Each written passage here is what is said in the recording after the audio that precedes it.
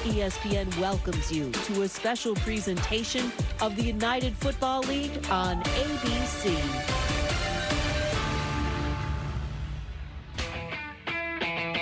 On a sunsplash Saturday afternoon, we welcome you to Birmingham, Alabama. The game of the weekend is about to unfold in the UFL, the Michigan Panthers and the Birmingham Stallions. As Birmingham takes the field at 5-3, 3-1, USFL Conference, and the postseason already beginning to take shape.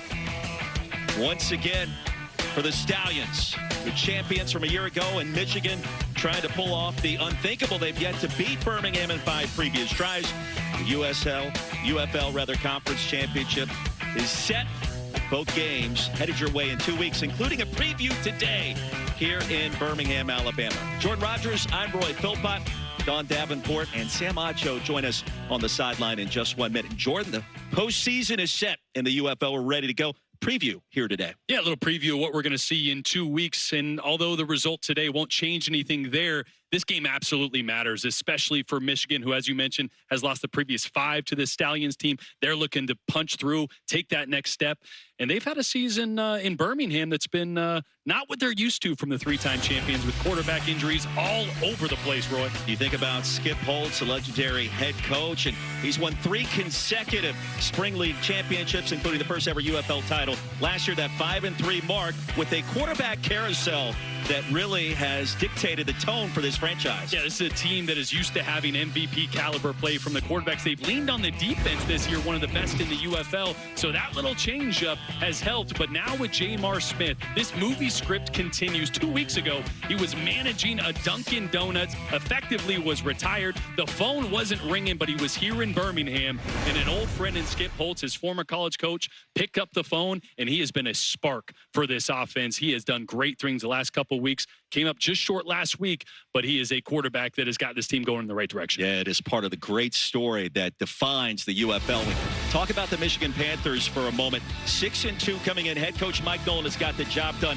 A week 2 setback to these Stallions back at Ford Field, but they've been red hot since, Jordan. Yeah, nobody more consistent on both sides of the ball, but it's really been Bryce Perkins, who's playing at an MVP level. If I had to choose today, he'd be my UFL MVP in the defense. So good on the other side. Complimentary football from Mike Nolan and this Michigan team. And today, we'll see Danny Etling, as we did last week, who found out an hour before the game last week he'd be the starter with Bryce Perkins and an ankle injury, a guy that has taken advantage of every opportunity from his time at LSU in college to his time with the Patriots in the NFL. He has answered the bell whenever he's been asked to, and played probably his best game last week, filling in for Perkins. Yeah, now that he's healthy, he'll get the start today. All eyes on Danny Etling. All eyes, of course, also on the point spread, the odds. It is the UFL. We talk about it all spring long. We lean on our sports betting analyst, Aaron Dolan. What are the trends right now today, Aaron? Well, Birmingham is laying 1.5, and right now we're seeing the majority of the money come in on Birmingham. But what I want to talk about is that total. It opened at 44.5. It's come down to 43.5, with the majority of the money coming in on the under, and that goes against the over trend that we've seen for quite some time. The overs have gone 18-7 since week 3 of the season. But keep in mind, the Stallions, I mean, they've played to the under more than any other team right now in the UFL. And knowing that this is week 9 in a 10-game regular season, it's very difficult to even handicap some of these games. So take advantage of live betting. That's something we'll be tracking during this game. Aaron, thank you very much. Mike Nolan is the head coach of the Michigan Panthers. He's with our Don Davenport right now. Yeah, thank you, Roy. All right, Coach, you have a chance to clinch the conference today, but knowing that this is a team you're going to see again in a few weeks in the postseason. So what is the mindset of your group heading into this one? Well, neither team has won the division yet. You know, yes, we've clinched a postseason spot, but obviously our players would love to win a division just the same as the Stallions would as well. So that's really what we're playing for today. Obviously, injuries have been a problem defensively, but you get Breland Speaks back. What kind of an impact do you expect him to make today? Well, everybody faces the injuries that bug in our team, and late in the season like this you do. But I expect Breland to play at least half the game, and hopefully he does well. He's just came back this week, but he's been a very good player for us in the past, so hopefully he shows up today. Thank you, Coach. Good luck. Thank you very much. Let's check in on the other sideline with Sam Acho, live with head coach Skip Holtz. I'm here with Coach Holtz. Coach Holtz, what is the message for your team this week? Man, we gotta play our football. We talked about the team that's going to win this thing is going to be the team that's playing the best football at the end of the year, and that's what we've kind of been a work in progress with some injuries and some new faces. But you know what? We're getting into week 9, 10, 11. It's time to start playing the best football of our career, the season for sure. And so you know what? We just got to go out here. We got to put a solid performance today, and we just got to make sure we can go out and execute. How much does the mindset matter when it comes to a team that you're going to see in 2 weeks? How much does the mindset for this game matter for the season? I mean, it's another game. You know what I mean? It matters. It's another game. They're keeping score. They gave us uniforms. You know what? A win matters. You know, that's why we're playing the game. But for us right now, it's just a matter of our focus, our intensity, our passion, the way we're getting into this game and playing it. You know what? The weather's going to hold off. Looks like a great day. So find a way to go 1-0 today. That's all we're trying to do. Awesome. Thanks so much, Coach. Up to you, Roy. Sam, thank you. Yeah, the weather here in the Magic City much better than what it was in Memphis as that game was delayed some 3 hours, 83 degrees, a slight breeze, and no threat of rain for Jamar Smith and crew. No, a little windy earlier here. Always keep an eye on that, as I was a former quarterback and hated when that wind was gusting left to right, but it is perfect conditions so far today, and I think we're going to have a heck of a matchup. Preview the upcoming USFL Conference Championship game. Harrison Mevis all the way to the goal line, and here's Devin Ross. Ross, a full head of steam up into crossing the 25.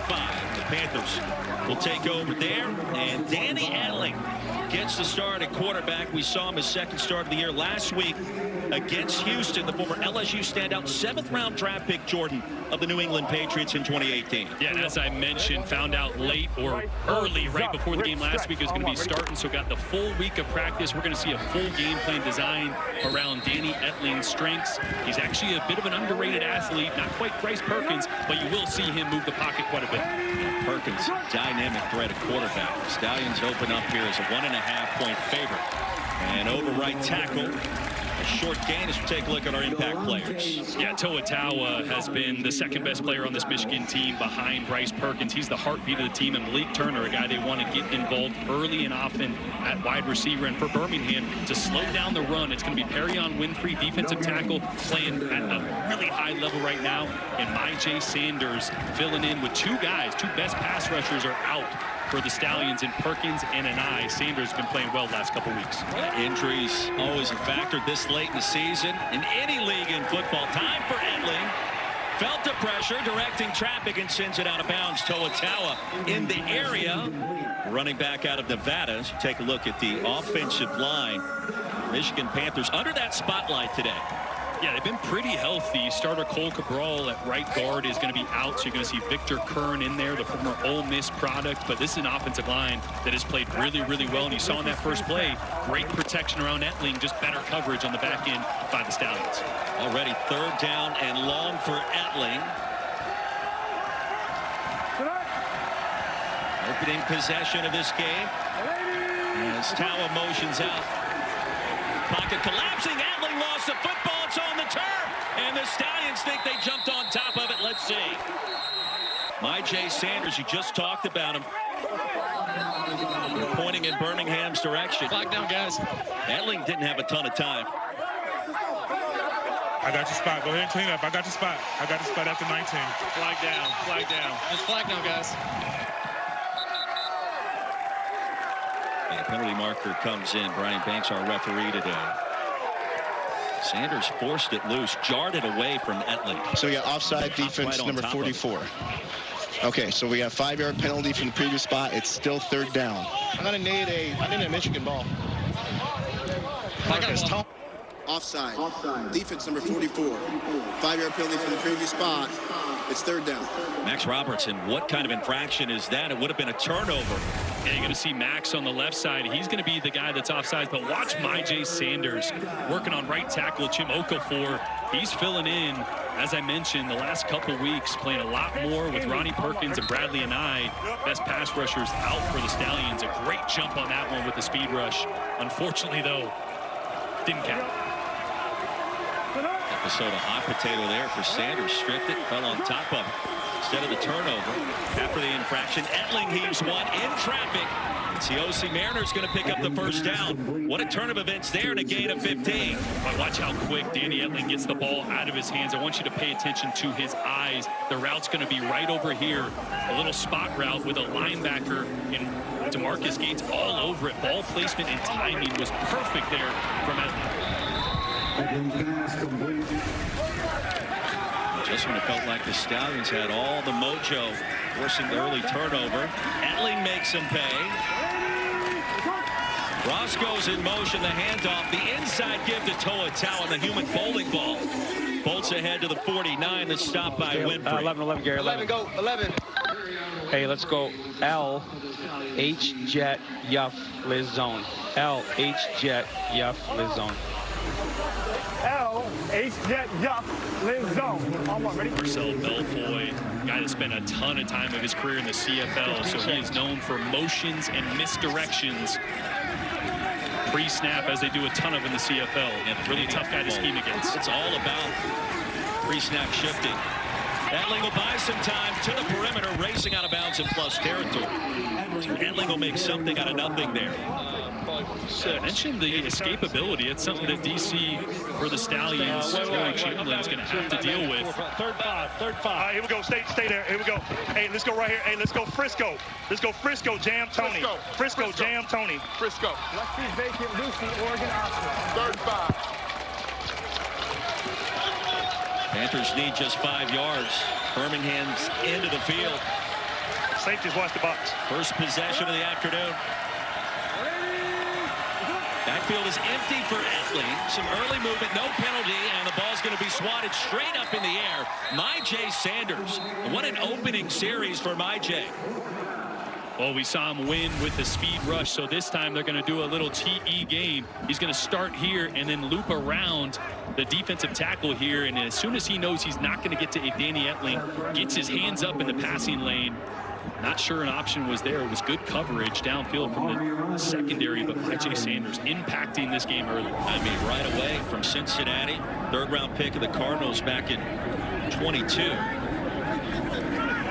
And on fourth down, Ari Rogers back deep to receive this punt. And he roams out of bounds near the 13. Stallions will take over there for their first possession. The UFL is brought to you by Progressive. Protect your auto, home, and business today at progressive.com.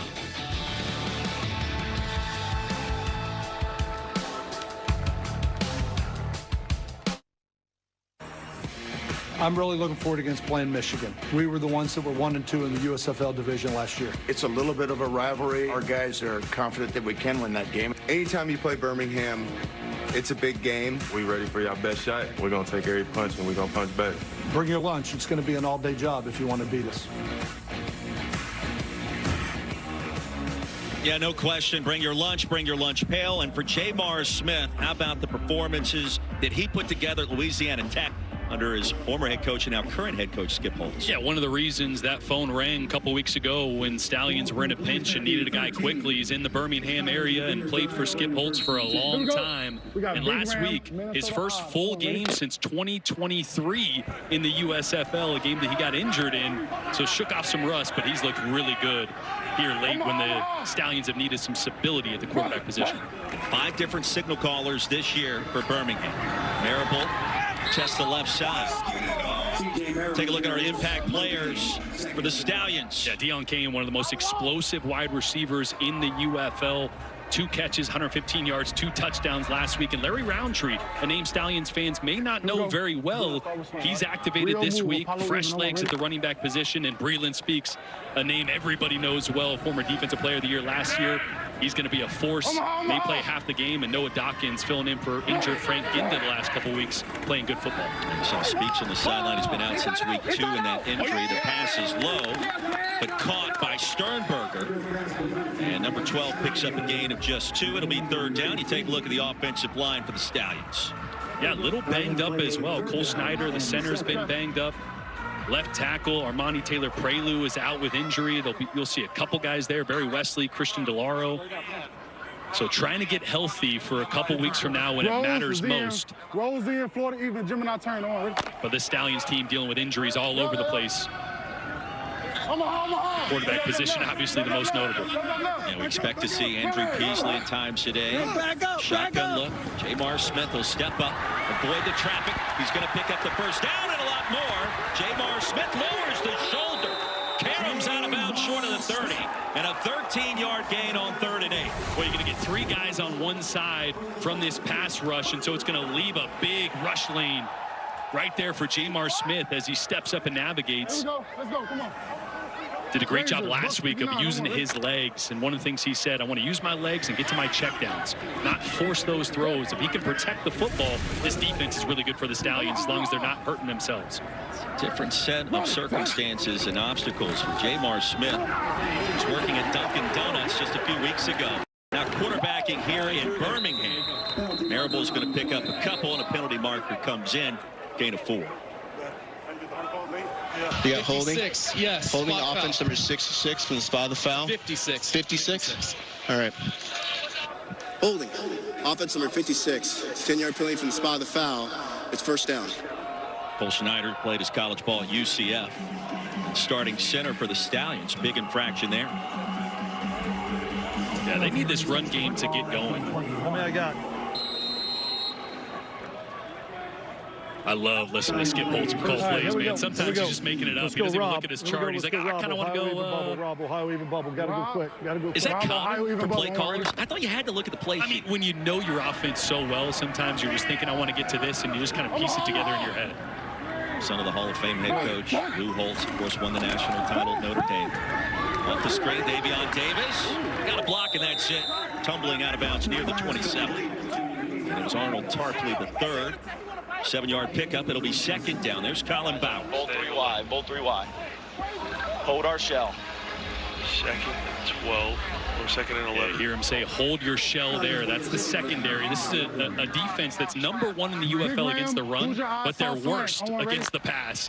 Too bad. They got a bunch of young guys back there. Sometimes those eyes have been in the wrong place, but that shell you see is right there. They want to keep everything in front of them. And they've given up too many explosive plays in the downfield passing game. Marable will take the defense, gives him right through the A-gap, and a 2-yard gain, the tackle right there.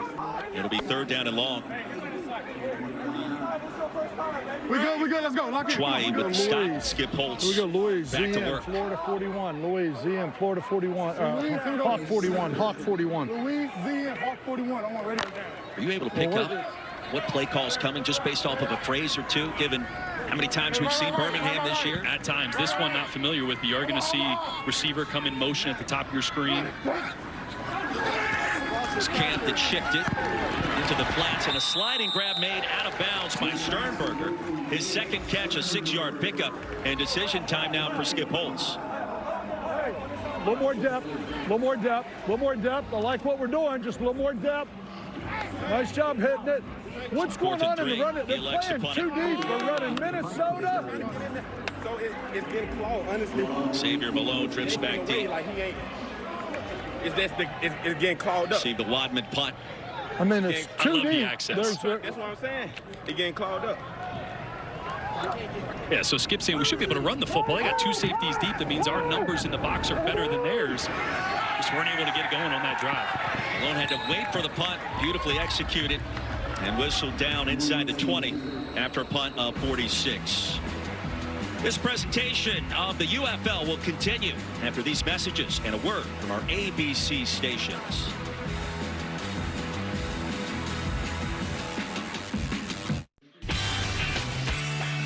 Well, you go back 7 years ago, Danny Etling, the 7th-round pick of the New England Patriots. I don't know what the 40 time is, but he scored from 86 yards out in a preseason matchup with the Giants. His only opportunity in this preseason, made the most of it. Look at the wheels. Doesn't get credit, I don't think, enough for how athletic he is. Bryce Perkins, obviously, on another level, but Danny can do some damage with his legs as well. Well, it's a football family, and his father, Joe, hasn't missed a game Danny has played in ever. Don Davenport with Joe Etling right now.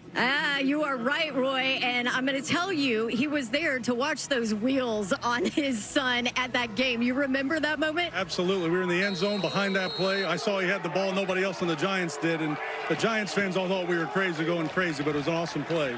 So you're in the middle of Giants fans during that? Yes, we were. He mentioned you have not missed a game. Danny told me since he started putting pads on, you've been in the stands for every single one, and you have 5 total children. So how have you been able to make every single game, and how important is that for you as a dad? Well, getting a chance to coach him back in Terre Haute, Indiana, his first 5 years was helpful, but my wife and his mother, we've been married for 36 years, has been a tremendous support and obviously made it all possible. She keeps it all going. We have 5 active children. They all play college sports, and they were great supporters of Dana's as well. So it's been a great opportunity, and we've been very blessed. I'm gonna let you watch a little bit, maybe get some reaction here. Roy, you want to call this? Turner, the incompletion moments ago, and the inside handoff to McCrary is going to net 3 yards. It'll be 3rd down and long quickly for the Panthers once again. Yeah, and with that mobility, talking to Corey Chamblin, the defensive coordinator for the Stallions, to say you don't really want to spy guys like Bryce Perkins and Danny Etling. They're too fast. They'll run away from a running back. So how you call the pass rush and how the safety help comes down in the box is really paramount for those quarterbacks that can take off and run on 3rd downs especially. So we saw a heavy dose of To'atau in the first possession for Danny Etling. Nate McCrary more on possession number 2. It's 3rd and 7. Etling on the slant has the tight end. Should be enough to move the chains. Nicotini reels it in, a 10-yard pickup. Well, this is just a veteran move. He's going to notice a blitzing linebacker here, and what do? Just replace the blitz. Little hot throw right over the middle to the slant. Safety a little late getting there. That's one of the reasons Danny has gotten a lot of opportunities. He's so cerebral pre-snap, always has an answer. Some zip on the ball, too. You like the arm strength? He's got great arm. Remember that back at LSU and even before then at Purdue coming out of high school. Pop pass goes to Turner, known for his end zone sellies, and upended hard after an 8-yard pickup. Playing the lumber was Tizino. Tizino here. True Vision chest cam. This is great. This is a guy that about a 4'5", 4'6" guy for a linebacker at 235 pounds. He can range sideline to sideline. You get the up-close and personal effect. Diava Tizino. It was the hit, and then it was the shove at the end to make sure. Stopped right there after an 8-yard pickup. Handoff McCrary. No, it's Etling that kept it, and Tizino again snipped it out. It'll be a TFL and a 5-yard setback for Michigan. Yeah, you see, they're going to crash on the end here, so Tizino is supposed to fill and be responsible for the quarterback pull. And I mentioned the speed. He said, "Oh, you guys ran away from me on that first one, not this time." We love the true vision here. Diava Tizino tracking down Etling. And not so fast, my friend, hitting the turf here in Birmingham. 3rd down and 7. To'atau back in at running back. Slips out of the backfield. Open receiver at the 41. Brought down there is Malik Turner. A 6-yard gain on 3rd and 7, Jordan. Yeah, they're going to stay out there. Right here, Betty.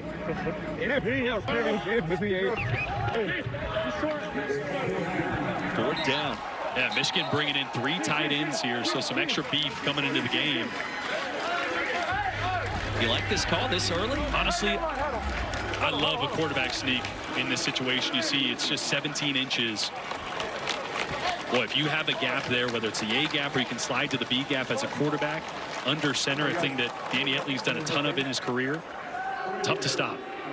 6'2", 225 for Etling. And Mike Nolan never beaten Birmingham and Skip Holtz. That is stuck in his craw this week to get ready for this game. And you think about the ramifications 2 weeks from today, the USFL Conference Championship tilt between these same 2 teams. And for Michigan, maybe this game is slightly more important because it's never happened before. They can find a way to secure a win. Yeah, they need to prove it to themselves that they can compete with and beat the Stallions. And Danny Etling in the playoffs last year, 4 turnovers against this team, blew a lead that could have got them to a championship. And here we go on 4th and 1. Let's see if it's the quarterback sneak. Got Etling under center, the human bowling ball, Toa right behind him. Etling over the left edge. Didn't need much, and it should be enough to move the chains. It got a little spooked at first. Down to Deon. So, Danny Etling's dad, what do you think about that drive? We got it going here. Let's get a touchdown and get the lead. You know, Danny, I asked him to describe his journey, and he used the word grateful and opportunistic. Is that how you would describe the football journey he's been on? He's had a lot of joy playing football. He's been very resilient, a lot of ups and downs, but met some tremendous people along the way, and it's really formed the kind of person and character he is. He's more than football, though. He's got a beautiful wife and a lovely daughter now to support him, and we've just been blessed all the way around with our family, and just keep grinding and working hard. That's one thing he's done throughout his football career. Also, just hit a pass over here, but hey, when we were talking about them going for it, I said, what do you think? QB sneak here, Dad? And what'd you tell me? Let's throw it deep. Quarterback's dad, right? That's right. I love a quarterback's dad. Joe, thank you. I appreciate it. So much, and God bless you all. Shout out to everybody back in Terre Haute, and shout out to our veterans on Memorial Day. Thank you for your service. God bless you all. Appreciate that. Well said, Joe. We appreciate that perspective. Happy Memorial Day, and we remember those gave the ultimate sacrifice so that we could be here this weekend. Play action for Antley, and on the screen pass, it's there. Tumbling for a moment was Mariner, and Ciosi able to scramble his way ahead to the plus 45 and a gain of 11. I will say, to Dad's point, a lot of perimeter short throws, right? I feel like they're taking advantage of the free access, and Birmingham's starting to play a little bit lower on the back end. Those feet are getting heavy. I think a shot play should be coming here soon. Well, Etling told us this week, too, this is about our offense taking what the defense gives us. Look how low those safeties are playing right now. Toa shimmy in the backfield and a jump cut to the 41. Monte Scott stops him after a 4-yard gain. So under a minute to go here in a fast-moving first quarter in the Magic City, and the Panthers on the move. So Belfay calling plays for the Panthers. Yeah, Liz zone, so just another one of those zone handoffs. Obviously, Etling will have the option here to pull it. Did so beautifully. He was tackled behind the line moments ago. Nifty fake. Otawa plunging across the 40. The tackle by Winfrey. Another 3-yard gain. You can take the quarter. Take the quarter. Hey, let's go right here. Let's go NASCAR. Hey, let's go right now. Let's go Frisco. Jam Tony. Jam St. Tony. Let's go. Jam St. Tony. When you hear NASCAR, you think about here comes the pressure in the chess match with Belfay and Champion. And our first quarter comes to a close. Mike Nolan has never defeated Skip Holtz. He is hoping that changes today. 15 minutes in, we remain scoreless here at Protective Stadium as we step aside. Start of our second quarter coming up.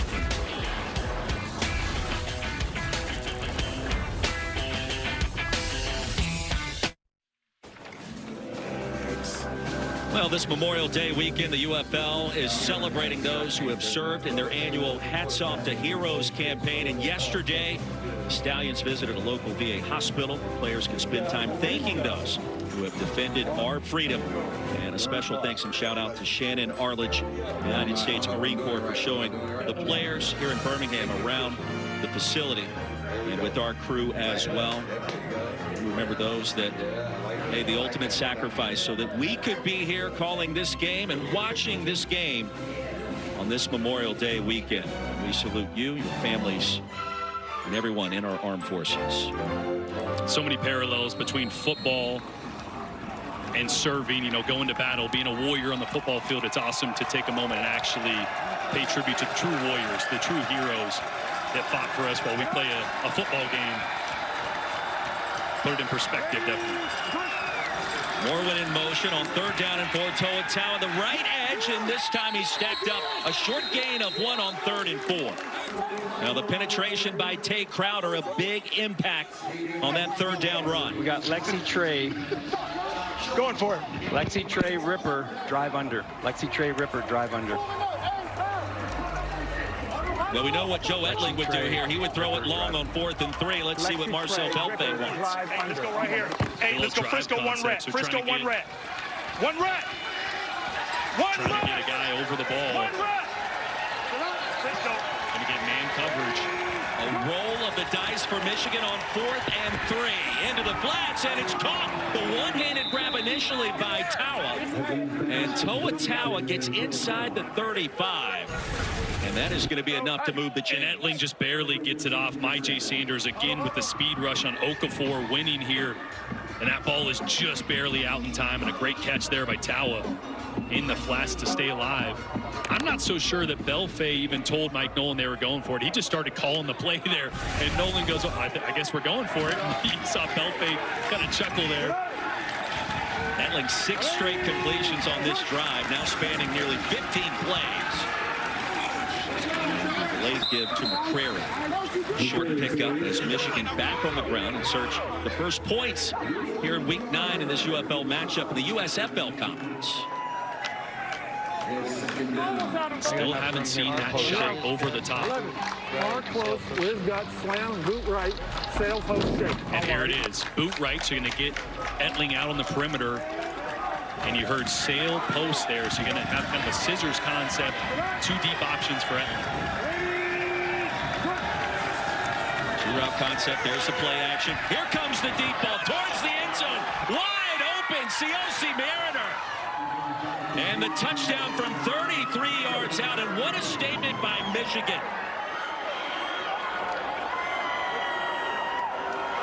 Oh, there was the shot play, right? You lull them to sleep with the quick throws in the run game, scissors concept, so you're going to have a corner and a post, and the one guy Etling is reading is this safety.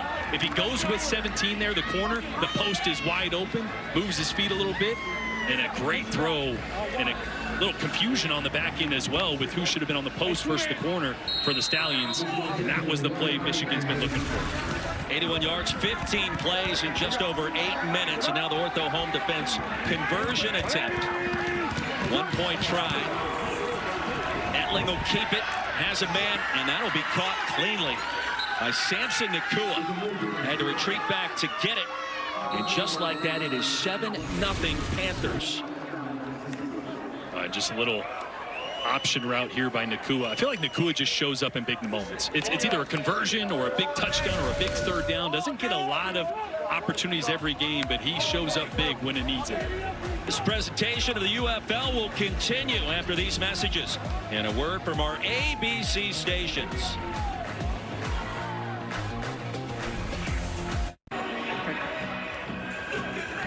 Welcome back. Michigan on the board thanks to a Danny Etling touchdown. Coach Belfay told us that you see the field better than anybody. So this is what our viewers see. The iPad that you look at, can you talk me through what you saw on that score? Yeah, so, we've been getting a lot of quarters coverage, and they've been getting a little aggressive. So, we finally got into a position where we can get a touchdown out of it. So we call a play action shot. We get the safety flat foot, and he actually grabs our sail route here. And then the corner falls off, which I didn't actually know he was going to do because he really has to collect him vertical. He falls off thinking I'm throwing it to the sail route. I actually was throwing the post, so when he fell off, I was just hoping that, I didn't put too much on it because I actually thought it was going to be a little more contested than that. But it's a great route besides Ciosi. Great job by our offensive line to protect that, and just a great call by Coach. And a great celebration for you. And, well, that was all Ciosi. I can't take credit. Thanks, Danny. Yeah, Ciosi Mariner getting the job done as Deon Cain. The free kick did not reach the landing zone. By rule, the ball we placed at the 40-yard line. To what Danny was talking about, those safeties in cover 4 getting a little heavy-footed because of the run game, the quick throws. So they dialed up that shot over the top, confusion with the corner and safety, and I love that because it's so true as a quarterback. You don't know if that's going to be wide open or contested when you're throwing it. And so as he probably let that ball go, sees there's going to be no corner. He's just like, oh, please don't overthrow it in the back of the end zone. Obviously, it was right on the money. Now the kickoff infraction means the football is placed out at the 40-yard line. So great starting field position for the Stallions to try to respond. And quarterback Jamar Smith back on the field.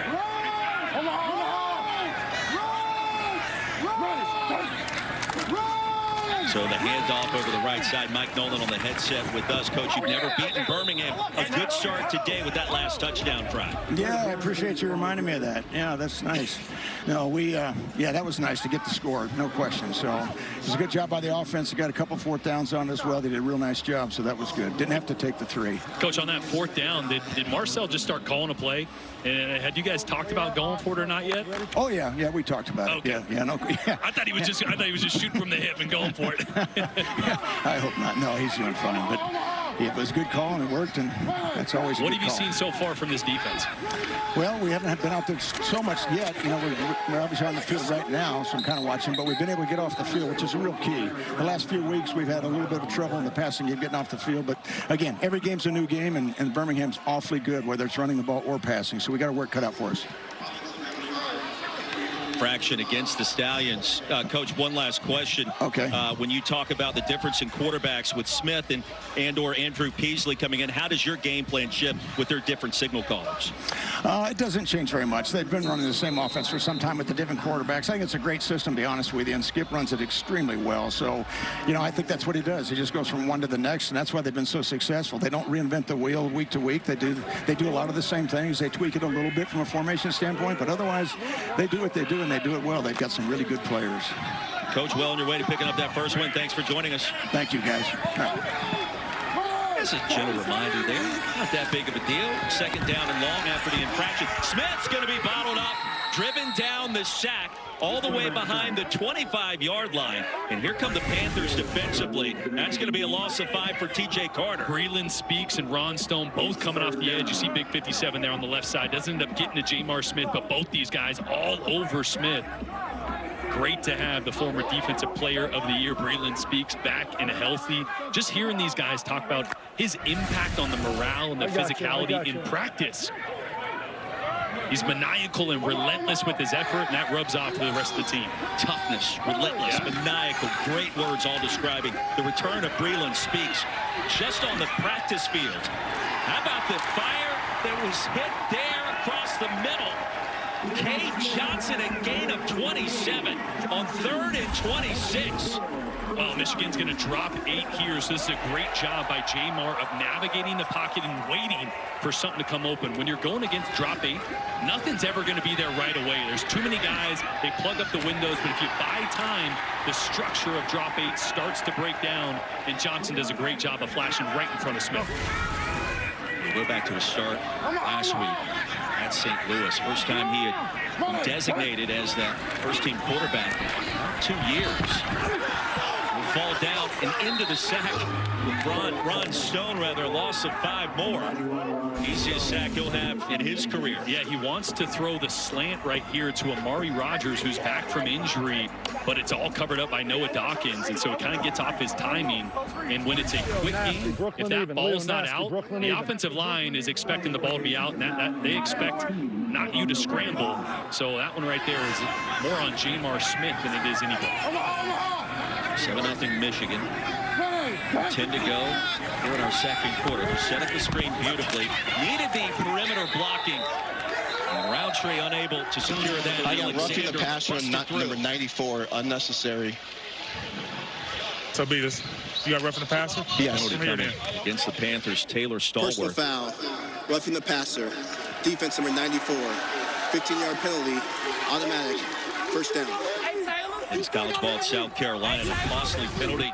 The Panthers. It's so hard as defensive lineman. You get so close to the quarterback, and with one step, you got to stop. That one, you got to not shove him to the ground there, right? You can kind of run into him, hug him a little bit, keep him up. They won't call that. All right, here we go. You push the quarterback down right in front of the refs. They're going to throw that flag every time. Skip Holtz looking on. Still 7-0. This Birmingham drive.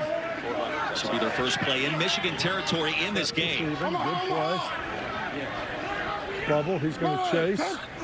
He's going to chase. We just have to secure ourselves a little bit more in the passing game. Hey, read the head. Whitehead Jr. tackle of Amari Rogers. The sound of the access we have in the UFL, tremendous as always.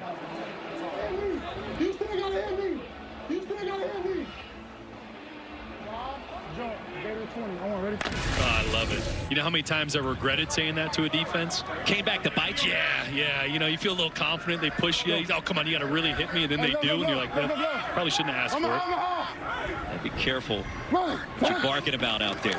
Second down and 10. Time for Smith. The comeback route incomplete. And it surprised Kate Johnson with DJ Miller in coverage. Miller had 2 picks in 1 game earlier this season here in the UFL. Yeah, Kenny Willikis provides a little pressure in the face of Jamar Smith. So this ball is going to be inside. That ball needs to be thrown to the outside shoulder of Johnson there. Left that one inside because he had to get rid of it quicker than he wanted to. Thanks to Kenny Willikis getting some pressure on Smith. First incomplete pass tossed by Jamar Smith today. So from Dunkin' Donuts, the field turf here in Birmingham, there's movement, and now a penalty marker comes out. 78.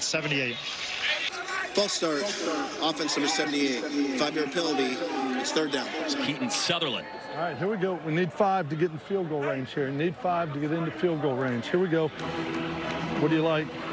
Stallions, one of the top kickers.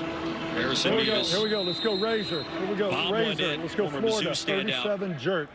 Razor, Florida, 37 Florida, jerk. 37 jerk. Come on, ready? 37. 3rd down and 15. 5 different quarterbacks for the Stallions this season. Bevy of injuries. Smith now healthy. Plenty of time. Safety valve route. And pummling away towards the 40 is Roundtree. Whitehead shoved him out. 4-yard gain, and now it's 4. Yeah, he was saying, Skip was saying there needed 5 for a field goal. So right on the edge of the range for Harrison Mevis. So what do you want to do? Let's punt it. Let's punt it. Punt it down there. And there's the decision right there. Just on the edge of the frame of Mevis, who does have a 53-yarder this season. He's got 60. He's got 60 plus in the bag. We saw him in Missouri hit a 62, 63-yarder as a game winner. I'm surprised they didn't give him a chance or go for it here, being just at the 41-yard line. Want to play the field position game and lean on this defense. It's been so good all year. Lotman will punt it away. Xavier Malone. And fair catch at the 15. 7:05 to go in the half as we check in again with our sports betting analyst, Aaron Dolan. Well, guys, like I said at the beginning of this, you can take advantage of live betting opportunities, and right now you can bet Michigan's next drive. So far, we've seen punt as well as touchdown, but keep in mind, the one thing that really stands out to me is touchdown at plus 320, because if you look at the Panthers over the last 2 weeks, they've scored a touchdown on 40% of their drives. So again, you can bet this right now on ESPN Bet.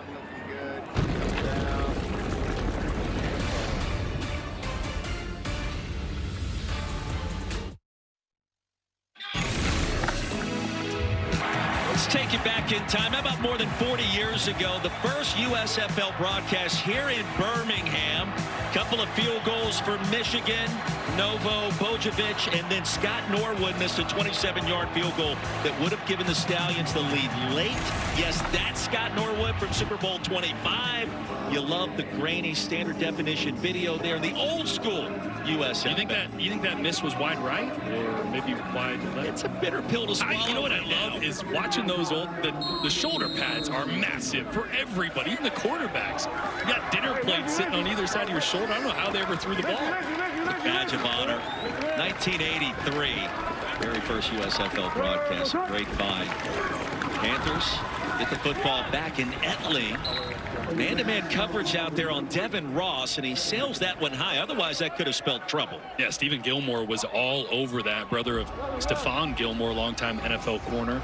He's a ball hawk, so you got to be careful when you're throwing short in the direction of 22. Really should be leading the UFL interceptions if he had better hands. Not to put him on blast here, but he's had quite a few that he could have come down with. But he's a heck of a player out there on the right side for the Stallions. A good start so far for Danny Etley. He's got the touchdown, 8 of 12 overall. His dad Joe watching on the screen to Moore. Jalen Moore upended. Nearly got body slammed out of bounds by Kenny Robinson Jr. Gain of just 2, and now Marcel Belvin. Okay. Give me 11 Ross. 11 Ross on the Ross. Rex Trey Ripper, pinch shallow. It's Levin Ross, stay out of the huddle. Nate needs to get off. Nate coming out. Rex Trey Ripper, pinch shallow. Rex Trey Ripper, Big play on 3rd and 8, deep on Michigan's end of the field.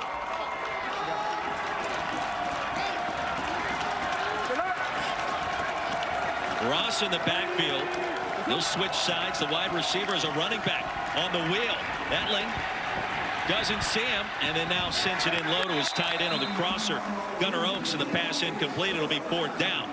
That little wrinkle from Michigan here, putting a wide receiver, Devin Ross, in the backfield. That's part of the chess game of today, right? The results won't change what happens in 2 weeks when these two teams meet for the conference championship in the first week of the playoffs. But if you can show a few things that cause the other defensive coordinator to, you know, spend a little more time prepping for stuff that you may or may not see, dropping little breadcrumbs, that is the game within the game here, setting up 2 weeks from now. Our conversations with these two franchises were vastly different this week as well. It felt like Mike Nolan was going to play the card of, we can show some things maybe that they won't see later, and then Skip Holtz, well, we're just putting it all out there. We're trying to win another game, and it kind of varied the more that we talk to both staffs. It's an interesting concept, no matter which way you look at it. So we take a look at the Week 10 slate, final weekend of the regular season. This year's UFL Battlehawks Defenders, Friday night on Fox at 8 o'clock Eastern. Roughnecks and Panthers, ESPN at 3 Eastern on Saturday. And then 2 games on Sunday. Renegades, Brahmas, ABC at noon. Stallions, Showboats on Fox at 3 o'clock. And the regular season concludes after Week 10 comes to a close. And part of setting up that game in 2 weeks for Skip is figuring out who his quarterback's going to be. Right, a lot of question marks about Matt Corral and Alex Magoo's health. We will see Andrew Peasley allegedly today as well, a really talented young quarterback. I think Skip's still trying to figure out who gives him the best chance in a couple weeks, depending on who's healthy. Jamar Smith rifles one across the middle, and that's a first down to the 30. And this is a rope from Jamar Smith. He's going to have his big target, Jordan Thomas, on a little dig route from the backside at 6'5", 280. That's a guy you can't miss, and he puts it right on the money. But to that conversation, Skip was kind of talking about the experience that Jamar brings versus the talent that Andrew Peasley has. Peasley's got the biggest ceiling, but right now, late in the season, does it pay more dividends to have the more experienced guy in Jamar Smith in there? Smith 7 of 8 for 61 yards after the gain of 17, the inside give. And Sam Acho with Andrew Peasley on the sideline right now. I'm down here with Andrew Peasley. We were talking about your athleticism, but what are you seeing? I saw some joy after that big play. What are you seeing out here? Oh, man, it's going good so far. You know, we just got to be a little more consistent and take out the penalties, really. You know, just consistent football, and we'll get to it. Awesome. So can we get the play call from you? I'm going to let you listen. Florida, even, Gemini turn. Lou, Florida, even, Gemini turn. All right, so right here we got Lou, Florida, even, Gemini turn. So up top, we're going to have turn, so some pro routes. And then Gemini is a little basic with a little flat route. So he's going to read to the field first. He likes his yes, no, and he takes it just like that. I love it. Good job, Jamar. Is it really that easy? I mean, if you call that easy, I guess, but we practice a lot. So, I mean, you know, he gets up to the line. That's really his yes, no read, and he takes it and first down. Here we go. Next call. Let's do the next call. Here we go. Let's go Ram. Let's go Seahawk, odd. Seahawk odd slant. Seahawk odd slant. Ram. Here we go. Ram, Seahawk odd slant. So now this is just a true RPO. He's going to be looking for a guy, number 22 out there. If anyone can see, he's either going to hand the ball off or he's going to throw a slant here. Hands it off. Guy stayed out. Love it. Great read. So he's mad about it, but why is he mad about it? Probably because after the play, he's seen someone open where he could fit the ball in for an RPO. So we'll look at it on the iPad. Yeah. Next call. Right, here we go. Here we go. Let's go, Richie. Here we go. Let's go. Let's go, Richie. Let's go, Richie. Indy odd. Let's go, Indy odd. Tide hammer. Richie. Indy odd. Tide hammer wheel. So we got Richie, Indy odd, tide hammer wheel. This is kind of a run pass option again. He's going to be reading the D end, really. And then he's going to have some routes on the back. Yep, he pulled it, taking the wheel. Just like that. I love it. That's a touchdown. I love it. Let's go, Jamar. So it is that easy. I guess, yeah. Jamar's he needs me doing this every time, I guess, because then he's going to throw tutties. So, whoa. What do we got going on? It's third down. The ruling of the incomplete pass. Kenai Lovely in coverage on Deon Davis. It looked to be a touchdown initially, ruled incomplete, and then Lovely raced away with the football after sitting down out of bounds. Yeah, Lovely did a great job of getting that hand right in to Deon Davis' breadbasket right there as the ball arrived, and he continues to fight for it as they roll over here. It's a really good job by Kenai Lovely of never giving up on a play. Now, certainly they're going to want to take a look at that sequence. And a bang-bang play in the back corner of the end zone. A brilliant toss as we check in Mike Pereira in the Verizon Command Center. Yeah, we're just taking a look to make sure that if he had control of the ball all the way through the process and it didn't get ripped out. Not to stop it since we could get to the 2-minute commercial break coming. But he actually has got to hold on to the ball when he hits the ground. We're going to stay with incomplete. On a big play. Headed your way next in Birmingham.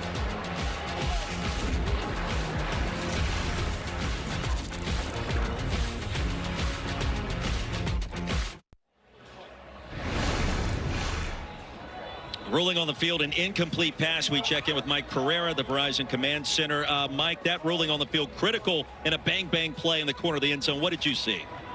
Yeah, we were trying to watch for the ball, and this is the look that we really had here that convinced us. Watch the right hand come off the ball as he's rolling over. So the ruling on the field was incomplete. Did I have enough to say that he maintained control long enough after he hit the ground? I did not. So we're staying with the incomplete pass. So instead of the touchdown, instead of the interception, it is now 3rd down and 9. Deon Davis, the intended target. Kenai Lovely in coverage, found a way to get it done late. And the Stallions, Jamar Smith back at it. After the 2-minute warning, critical drive at the end of the half. Here comes the pressure. Smith releases towards the front pylon, coming back. Penalty marker comes in, and the pass is hauled in by Deon Cain. Pass interference at number 19 is going to be declined. Okay, so the ruling on the field is a touchdown? Yeah. All right. Pass interference, defense number 19. That penalty's declined. The result of the play is a touchdown. Little material restriction there for Adonis Alexander. Yeah, it's a little underthrown by design from Jamar Smith. He was a little late getting to it, had some pressure around him. Any underthrown ball for a DB that's in trail position is really tough to adjust to. Deon does a great job of fighting through the hands. I mean, it's really hard for Deon Cain to track that ball through the arms of Adonis Alexander, but a great throw. Right? Don't try to be perfect with it. Just throw a jump ball in the end zone to your best player and allow him to go up and make you right. Pacer, tie, hammer, corner. Conversion attempt will be the 1-point try from the 2-yard line. And Deon Cain has been one of the most explosive players in the UFL this spring, bar none. Another touchdown. And Jamar Smith right up the gut, and there it is. And just like that, we're tied. All set up by the Birmingham defense, and then now the offense cashes in quickly. Watch the pressure off each edge, closing in on Jamar Smith, and he's got tight coverage, so he just throws it up. He's like, hey, Deon's down there somewhere. He's going to make a play for me. And Deon Cain brings it down for the answer. Remember, we were questioning Birmingham not going for it on 4th and 1 or not kicking the field goal. They played the field position game. Defense stopped them. They got it back, and the touchdown drive paid it off. And then a really cool RPO quarterback draw design on the 1-point conversion. Jamar Smith plays some good football. I know we've said it a few times already, but it can't be said enough that he's living in Birmingham, managing a Dunkin' Donuts, had effectively retired, came in 2 weeks ago in the 4th quarter, led a game-winning drive, and last week played his first full game in 2 years, and he's looking like he hasn't skipped a beat. You asked him the question, when was your last start before a week ago? He remembered it verbatim, April 14, 2023, and look what he's doing the following week here in the UFL. 9 of 11, 90 yards, and a touchdown. Up in near the 35, and Sam Acho with Jamar Smith on the sidelines. So, Jay, we got a couple things we're looking at. We're looking at the touchdown, but we're talking about you working at Dunkin' Donuts. Yeah, man. How did you get here from Dunkin' Donuts? It was a process, man. Learning a different thing, getting into a new environment, trying to treat your customers, and just getting into, like I said, getting into a new environment was something that was different for me. Oh, we got a flag. I was on that crap. Something different for me. Just got me into a different mindset to learn different things. So I'm just blessed to be here right now. So now walk us through this play. We're seeing what you're seeing on the screen, and so walk us through it, draw on it, whatever you want to do as we're looking at the touchdown play. 2 sideline options with the middle field option. I told Deon that I'm going to alert him, if it's one-on-one, I'm going to give him a shot. They got pressure, so I knew I had to just get the ball up and give him a chance to catch the ball. He did that, touchdown Stallions, man. That's how I go. We're looking at you, and we're seeing you get hit. Do you feel that it hits those? No, we work out for a reason, baby. Awesome. Appreciate it. Appreciate it. Sam, we appreciate you. Jamar Smith for the toughness on display, coming back his 3rd week of action, his 2nd start. And tumbling down is Toa. I.J. Sanders stopped him after a gain of 6. Now Michigan a couple of timeouts to work with. Approaching 90 seconds to go in the half. We're tied at 7 for Marcel Belvin. Let's go. Chance to go Left back to the drawing trigger, board. Liz. You got plenty of time. Don't have to feel like you got to throw the football. Give Toa a couple opportunities to move the sticks. Force Birmingham to stack the box and then open things up on the back end. Still got those timeouts in your pocket. Plenty of time to use the whole playbook. How great is it? Jamar Smith working at Dunkin' Donuts.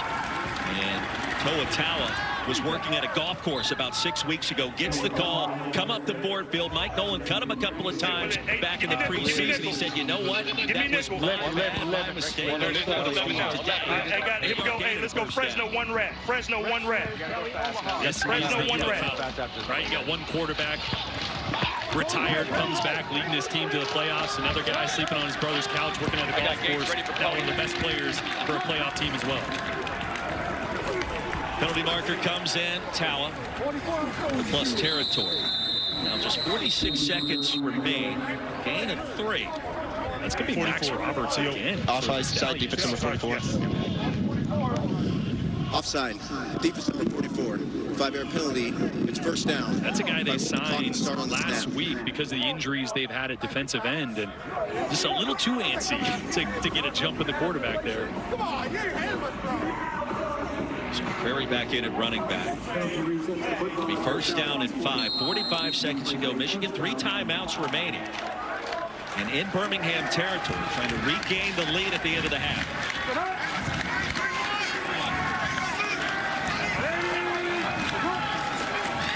Prairie goes out, Etling off the back foot, and the toss across the middle to Turner.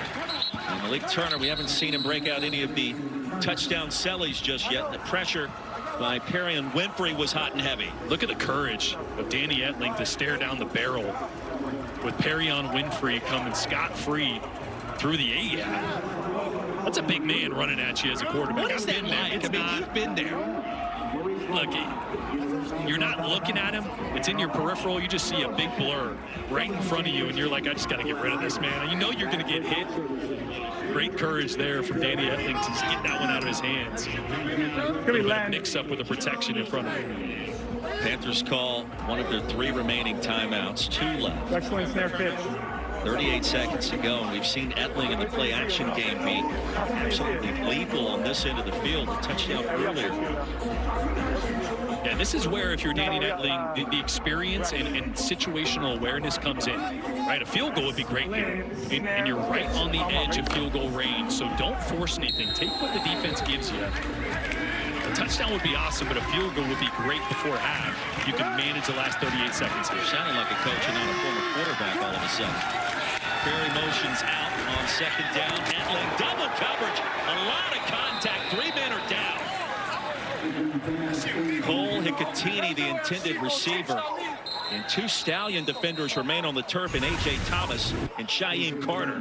Yeah, watch the helmet of Danny Etling looking to the right. He's going to come back left really late, so he doesn't see that backside safety kind of in a robber position, reading his eyes, and almost that interception that I said you got to be really careful with here. In field goal range, didn't need to force it late over the middle. And that collision, a couple guys down on the field. Now, Thomas played his college ball at Western Michigan. Carter from Alabama, just up the road in T-Town. And Cheyenne Carter, 27-year-old, to his feet quickly.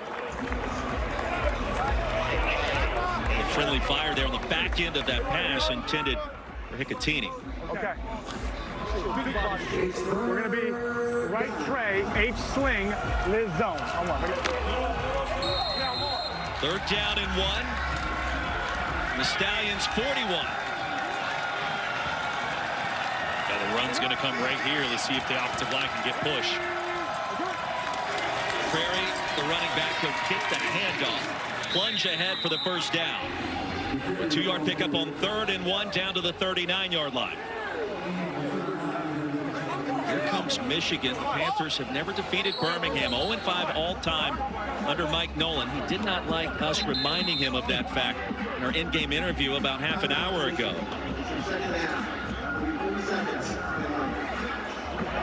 And one of the reasons why, you go back just to a season ago in Week 10, these same two teams, and well, you know what, Birmingham finds a way to pick up the victory right over the goal line, and a late field goal by the Panthers is wide right. Yeah, and then in the conference championship game, and this is the demons that Danny Etling needs to exorcise right now, because they were up 18-6 in this game. 3 interceptions, a turnover later, and Birmingham gets right back in. That's a game that Michigan felt they could have and should have won, but they beat themselves. You see the final score there, 31-18. That was the best opportunity Michigan's had to take down the Stallions. Shot themselves in the foot. It's deja vu all over again between these two after last season. Except the final meeting of the regular season comes 1 week sooner. On first down, Etling dumps it down. McCrary dropped it. He had it. And he heard the footsteps. 2nd and 10. And a huge drop, right? Great decision just to check the ball down with nobody underneath. And this is at least 5 yards if McCrary comes down with this. And sitting at the 41-yard line, those are 5 valuable yards when you're thinking about getting a field goal here before half. Well, B.T. Potter, the kicker for the Panthers, does have range. Go back to his time at Clemson, the all-time leading scorer. What's the timeout? Has a 56-yarder on his resume this year at Arlington. We got to do a quick eval on AJ. Right on the edge of that range right now, and Danny Etling knows it. Here's Potter. Has a unique way of handling the kickoffs this year. The ball is oriented on its side. Try to land it into the landing zone. And that 52-yard long, he's probably got at least a few yards longer than that, right? But 52 yards would mean you need to get to the 35-yard line. So they probably still would attempt one here from the 39, but you love to get 3 or 4 more yards, get into that 51, 52-yard range. Give Potter a legitimate chance here to take the lead at half. Medical timeout as A.J. Thomas had to be helped off the field. He was involved in that collision just moments ago. Pass intended for Hicatini. 2nd and 10, 25 seconds remaining. Tie ball game in Birmingham. Time for Etling. Delivers a strike. Samson Nakua, second grab. And a shoestring tackle there at the 35 by Neville Clark. 4-yard pickup. Yeah, there's that 3 or 4 yards you needed. Now you're right at B.T. Potter's range.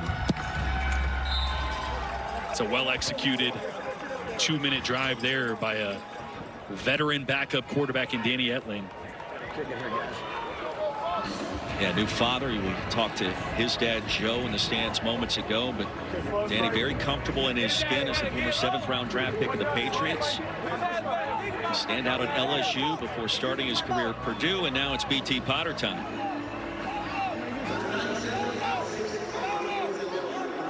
Eight of 12 this season, that long of 56. Coming at Arlington in a 1-point win just 2 weeks ago. 53-yard effort officially today. And the breeze is a bit of a factor, too. That wind has been swirling around. It's been shoving more in his favor the last quarter or so. The 25-second clock was way down.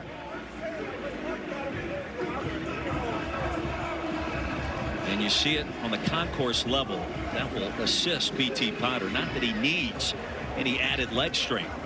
You look down on the field and the flags on the goalposts, a bit more stagnant, if you will.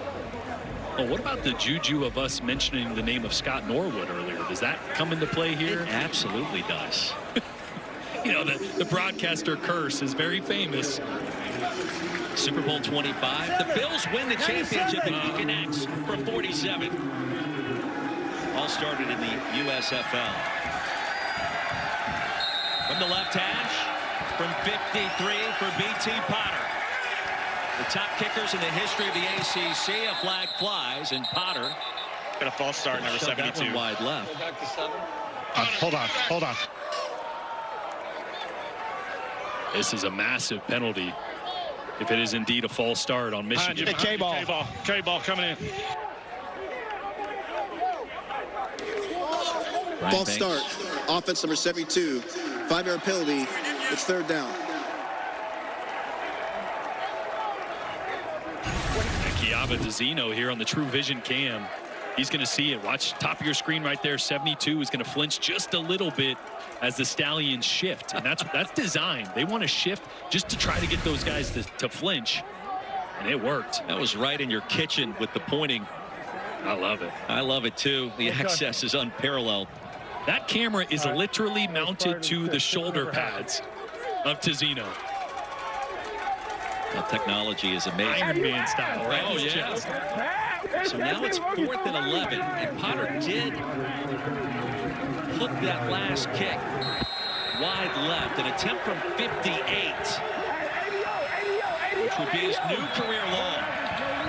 And again from the left hash, and not an enormous factor, hammers it, and B.T. Potter unable to connect, and again wide left. Just a brutal penalty. Had the leg there, but anytime you're towards the tail end or the max of your range, you're going to try to kick it harder. And a lot of times that's what happened. It comes out lower and hooks a little bit. You see the rotation on the pigskin there. He hit it cleanly. Just wide left, back-to-back attempts there, Jordan. Yeah. It's a long ways to kick a football. Yeah, I'm not sure I could kick it 20 yards.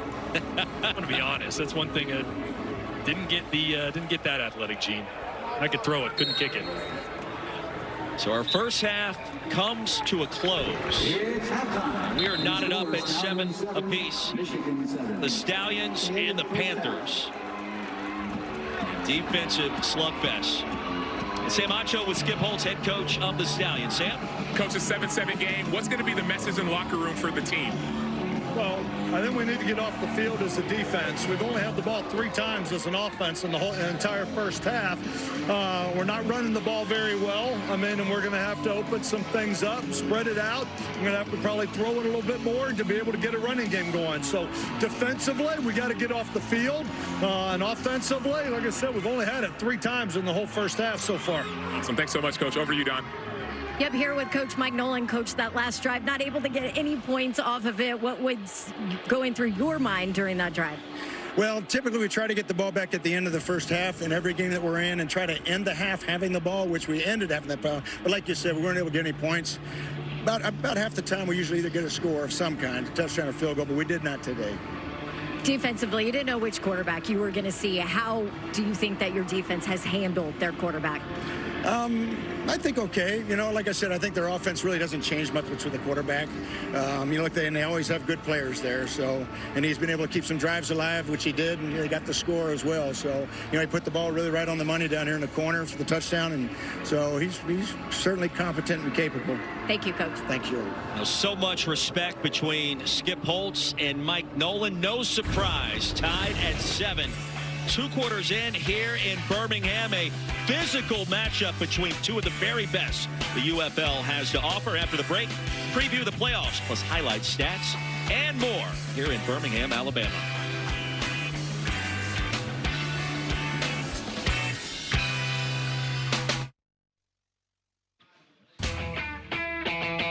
Welcome back to Birmingham, Alabama. The Magic City halftime continues inside of Protective Stadium. The Panthers and the Stallions in a great first 2 quarters already in the books. We're already looking ahead, however, Jordan Rogers, Roy Philpott, to the next couple of weeks, and the postseason is finally here in the UFL. Yeah, when we got the best 4 teams, no doubt, no controversy there. I think the question marks are going to be who we're going to see play, right? We're not seeing Bryce Perkins today, one of the best players in the entire UFL. We expect to see him for the playoffs. And for Birmingham, Alex Magoo, Matt Corral, maybe both will be healthy. Who's going to play quarterback for them? On the other side, though, we got superstars in St. Louis and D.C. all over the place. It is an exciting time of year. We'll take a look first at the USFL Championship preview. 2 weeks from today, back here in Birmingham, you've got the highest scoring offense in the league in Michigan. You mentioned Bryce Perkins, and the top defense in the UFL in the Stallions. Yeah, I don't think we expected at this point to have the 3-time Spring League champs in Birmingham be the biggest question mark in the playoffs, right? But potentially the biggest ceiling, depending on who they have. Nobody playing more consistent, as you mentioned, than Michigan right now on both sides of the football. Mike Nolan wants to win today and carry that momentum into the playoffs. Meanwhile, on the XFL side of things, we know the two teams that will take part in the championship game there, the Defenders and the Battlehawks and the Rabbit fan base. No doubt. And Jordan Ta'amu is playing as good as anybody in the entire UFL. He's been great the last couple of years, but having his best season by far. That DC team is explosive.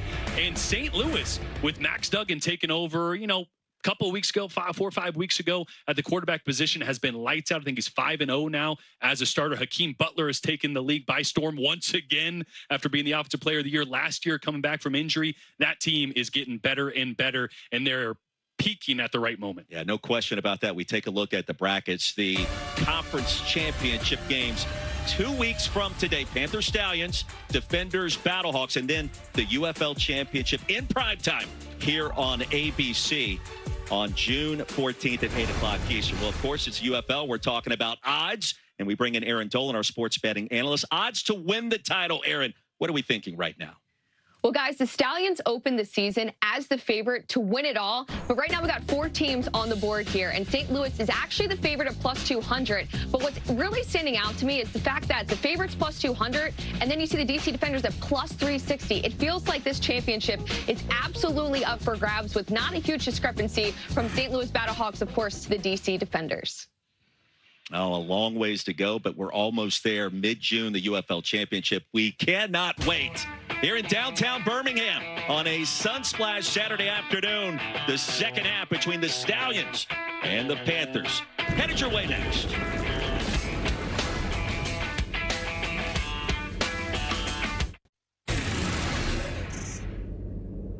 The equipment guy, he does look like me, huh? That's so weird. I walked by him, I was like, it's a handsome guy right there. 25-yard line, we jump off sides, and then we catch a punt on the 13-yard line, stepping out of bounds. All right.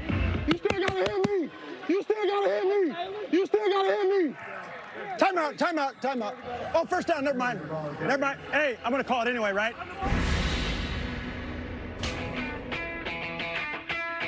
Some of the great sights and sounds in our first 2 quarters now in the books back in Birmingham. We are tied at 7. Week 9 of the UFL, which turned out to be a beautiful Sunsplash Saturday afternoon inside Progressive Stadium. We take a look at our Progressive first half stats. And, yeah, a slugfest. I think that certainly makes sense to frame it that way. But we had some big plays, Jordan, a little bit later on. Yeah, both quarterbacks extremely efficient, some explosive plays at times. The puzzling part is both teams' inability to run the football. Birmingham has got to run the football better in the second half. Give Jamar Smith some opportunity to open up, push the ball downfield. He did that so well last week. Both these defenses playing well. It's a great little preview to what we're going to see in 2 weeks. Yeah, that's what it's all about. Jordan Rogers, Roy Philpott. We got Sam Acho, Don Davenport down on the sidelines. And this game is a preview of the USFL Championship tilt coming up 2 weeks from today in this stadium. You and I were talking during halftime. You get the sense that this game and that game, they'll be polar opposites by the time we get to June 8th. Yeah, look, as good as Danny Etling's playing and has played the last couple of weeks, it's going to be Bryce Perkins in the playoff. He's one of the best players in the UFL. And the question mark for the Stallions, who will be the quarterback? Will it be Jamar Smith, guy we've seen the last couple of weeks? Depends if Matt Corral or Alex Magoo get healthy. I think we're going to see a little bit of Andrew Peasley, a guy that Skip Holtz really, really likes, super talented, hasn't played a ton of football. So there's still potentially 4 guys that could play quarterback for the Stallions in 2 weeks, and they need to sort that out quickly. Yeah, the carousel continues to spin. Meanwhile, Skip Holtz, he's the defending champion leading this Birmingham organization. He's talking to his team moments ago in the locker room. We got to be able to run the ball. We got to be able to run the ball. Find 4.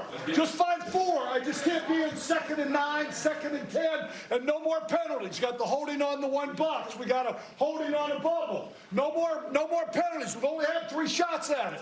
Okay? Second half to play the game. Let's call it. Go get it done. Let's go. We'll start with it second half. Let's go. Hey, finish on 3. 1, 2, 3. Finish. Skip Holtz He certainly has developed his culture, and he's talking about finding number 4. That is Cioce Mariner, who was electric in those first 2 quarters. Down to Sam Acho. Sam, what do you got?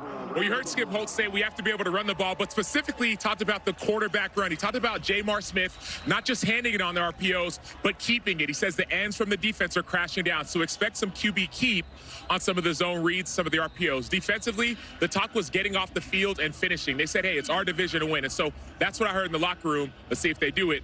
Over to you, Don. All right, thank you, Sam. This is what I heard in the locker room from a Michigan offensive player who said, okay, don't get cute. Stop trying to be cute. This is not one of those games. It is a slug it out. Just get in and play. You got to be the tougher team here. So that's what the offensive side is looking at. Now, on the defensive side, defensive coordinator Colin Bauer told me that he was happy with how they looked up front. Having Breland Speaks back, even though he didn't register a sack in that first half, he said it's making a huge difference. He feels like they're winning up front. They just have to make sure to try and make that quarterback indecisive. Maybe mix some things up on the outside, give him some different looks. You can expect that in the second half from Michigan, guys. Different quarterbacks. Defenses were dominant at times, but Jamar Smith emerging perhaps under center and in the shotgun. The Birmingham Stallions and Danny Etling, an early touchdown to Cioce Mariner. As Deon Cain returns it. Second half underway here at Protective Stadium and tripped up short of the 35. The Stallions will take over there after a return of 29. So Jamar Smith making coffee at Dunkin' Donuts, trying to manage his way to the top in corporate America. Now back on the football field here in Birmingham. And he was effective and efficient, 9 of 11 with a touchdown in the first half. Yeah, finding second life or third life in his career. Really feels like this could be an opportunity to continue playing football, even though it thought like he wasn't going to just a couple weeks ago. They got to run the football better in this second half here. Marable to a sea of humanity, trying to shove the pile forward. He'll gain 2, maybe 3. Skip Holtz, the offensive play caller. Let's go, Lou. Hey, Jordan, he looks to the sky sometimes when he's trying to figure out what play he wants to call. Unsure and unclear about how it all happens. Viking read, 15 fade. I want ready.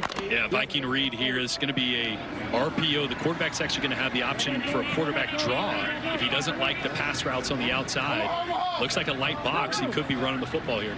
Marble, the running back. Smith wants to toss it and does so out of bounds. Looking for Marlon Williams. Had a step for a moment near midfield. 3rd and 7.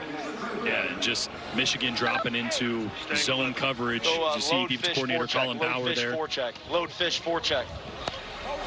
Thought it was great. He mentioned, look, I've known Marcel Belfoy since 2011. There's nothing he can show me that I haven't seen.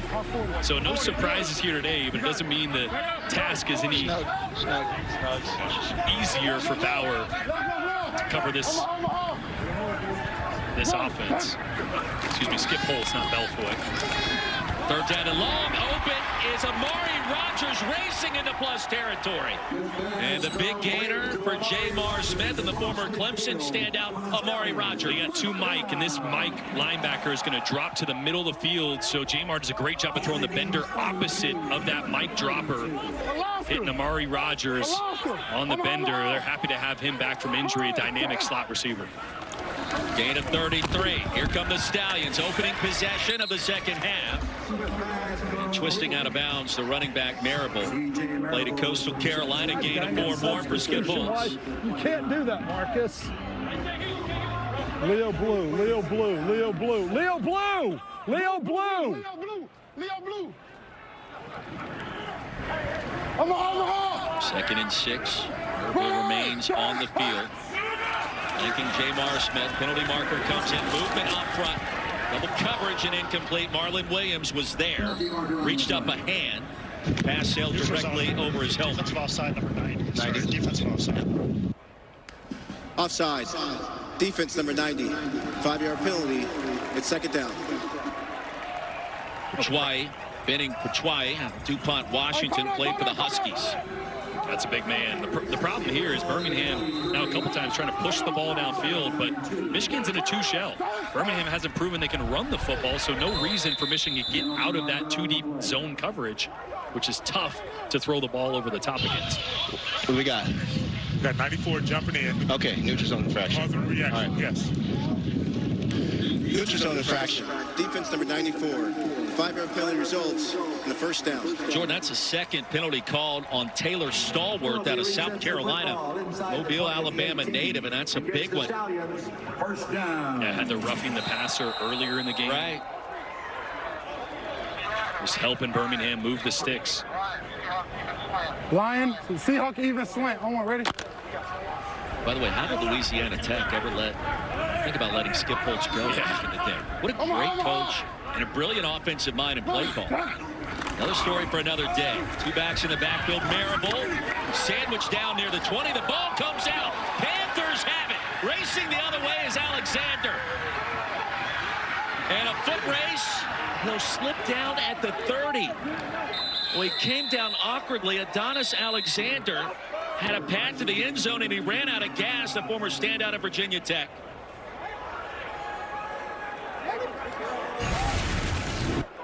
Yeah, just cannot block this defensive front. Batshuayi here taking on Schneider. That was the disruption. Marable couldn't get going upfield, and it's just disaster the rest of the play for Birmingham. Batshuayi simply gobbled up Marable on the tackle. A giant bear hug and a 56-yard return by Alexander.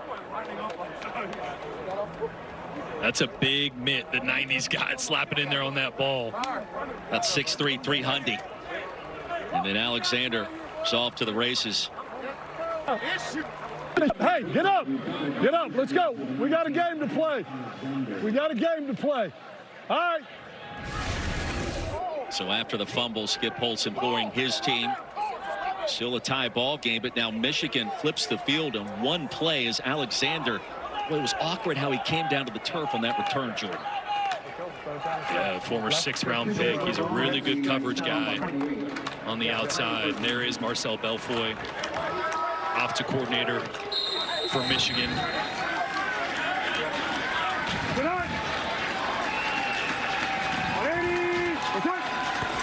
Panthers get it back. Toa, all kinds of real estate. A little shake and bake and attempted hurdle. It'll be first down and goal for the Panthers.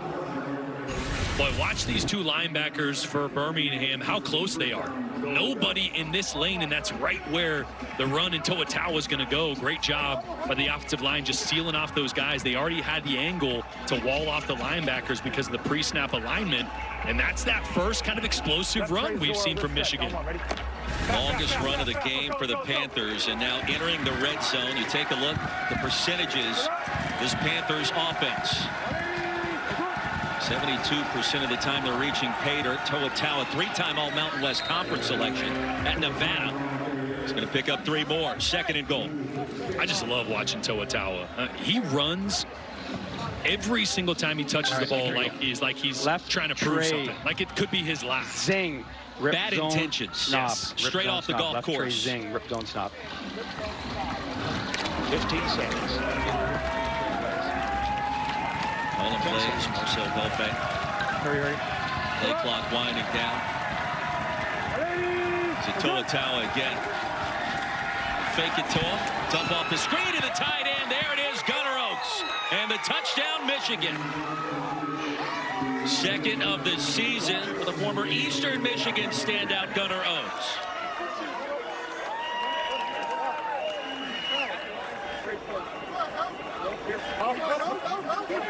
The Panthers taking advantage of the scoop by Adonis Alexander, the return of 56 yards after the fumble by Marable, and now going for the 1-point conversion from the 2-yard line.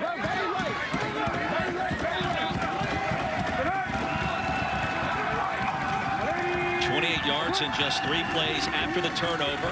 They'll fake it again. Edling the jump toss, and it's incomplete. Samson Nakua thought he had leverage inside, and instead it's incomplete, and it's 13-7. Yeah, and it was the big turnover. Both these teams playing a clean game until C.J. Marable put it on the ground. Michigan picked it up. Adonis Alexander got his offense in great field position, and Danny Edling coming off one of his best games of his career last week. Super sharp second touchdown of the game, and Michigan with a 13-7 lead here in the third quarter.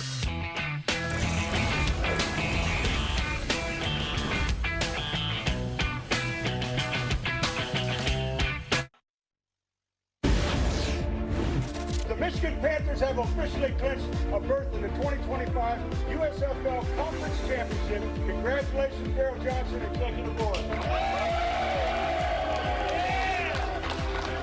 There you go. Despite lots of injuries throughout this defense, and one of the guys just helping to make that happen, Benning, and helping to make that turnover happen. You got your big paw on that ball. Let me know what you saw on that play. I just ran the play that we called, and I mean, it all fell in place. The running back was where I needed him to be, and I mean, I just wrapped him up, took him down, and the ball came out. Thank God. I know your defensive coordinator said at halftime you felt like you guys were getting some pressure up front, that they couldn't beat you. What's the feeling with you guys? Man, just coming out second half, just continuing to dominate. I think we're doing a good job of really making the plays that we need to make and really being where we got to be. So, and of course led to 7 on the other side, right? Yeah. So we're excited about that, but we got the rest of the game to go, so we got more work to do. Congrats, Benning. Thank you. Benning, Coachwai, who won a Super Bowl in Tampa Bay back in 2020, played his college ball in the Great Northwest. UW, the Huskies, University of Washington, and forcing the turnover. He just gobbled him up like a snack on the field. That's a big man. Hard to get around guys that big, you know? I do. At 300 pounds, I'm like half that, so there's no way I could do anything like that.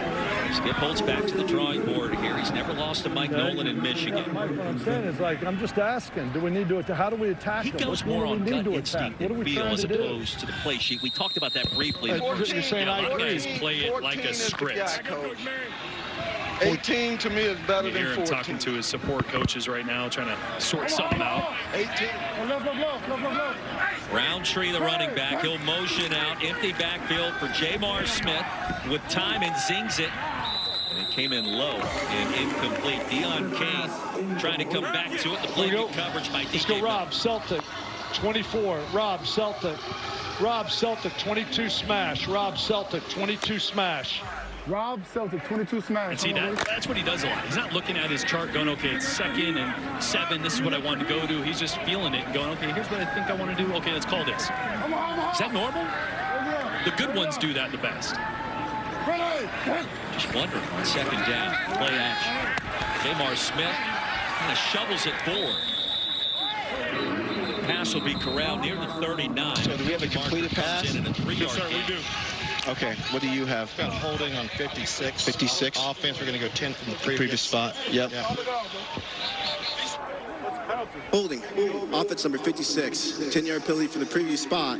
It's 2nd down. It's a second Timeout for an infraction on injured Colt player. Schneider today. Starting center. Yeah, Schneider working on Taylor Stallworth, who we just mentioned a couple penalties already today, but a great job on this pass rush, getting vertical. 94, working on 56. And Cole's just going to get his left arm wrapped up around the neck. And it's Stallworth that's banged up. Might have taken a little friendly fire there. So the holding penalty negates the completion. Kind of the option pass ahead. Jamar Smith improvising as best as he can, and Taylor Stallworth, who's been everywhere today, both good and bad at times, running off the field under his own power. So this game has enjoyed several twists and turns. The biggest play so far, the fumble return by Adonis Alexander, setting Michigan up with its last touchdown. Rio Nasty Hawk 44. Oh, Rio Hawk. Rio Nasty Hawk 45 spoon. I'm ready. 2nd down and 20, under 10 to go in our third quarter in Birmingham.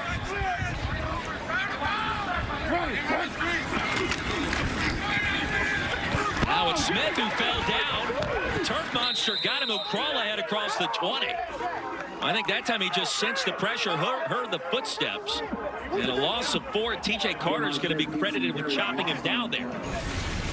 Yeah, he's trying to find his tight end, and his left foot's just going to slip out from under him as he tries to probably scramble here. That interior pressure right now for Michigan's doing a really good job of compressing the pocket. I don't have a lot of confidence in us. Do we have anything? Doing it with the spoon? Do we not have anything with the spoon? No. 3rd and 24, and you heard the conversation on the confidence. You got the pirate. Smith heaves one deep. Coming back and making the catch at the 31. All right, here you go. Camp right in front of Lovely. Wow, unbelievable call. 3rd and 24. What do you do? Well, just throw it up. You got Jalen Camp there running in one-on-one coverage at 6'2", 225. Working on Kenai Lovely, who had a great play earlier in the game that time. Jamar just a really good job. Put a ton of air on that. Allowed his receiver to adjust. Gain of 47 yards. Smith the keeper. Plunging ahead to the 30. Well, as a quarterback, that's got to give you all kinds of confidence after a completion like that. Blue Rio. No doubt. That's something that was kind of missing in the transition of quarterbacks when Case Cookus was the starter. They didn't have that deep threat element. They weren't hitting on those throws. Jamar's been really good the last 2 games, putting that ball in a place his receivers can make a play for him. For gain of 2 by Smith. 2nd down and 8. Here comes the heat. Set up the safety valve with blockers and the step by Deon Davis. Gain of 9. Go back to that last toss. 3rd and 24. They call it double post to the right.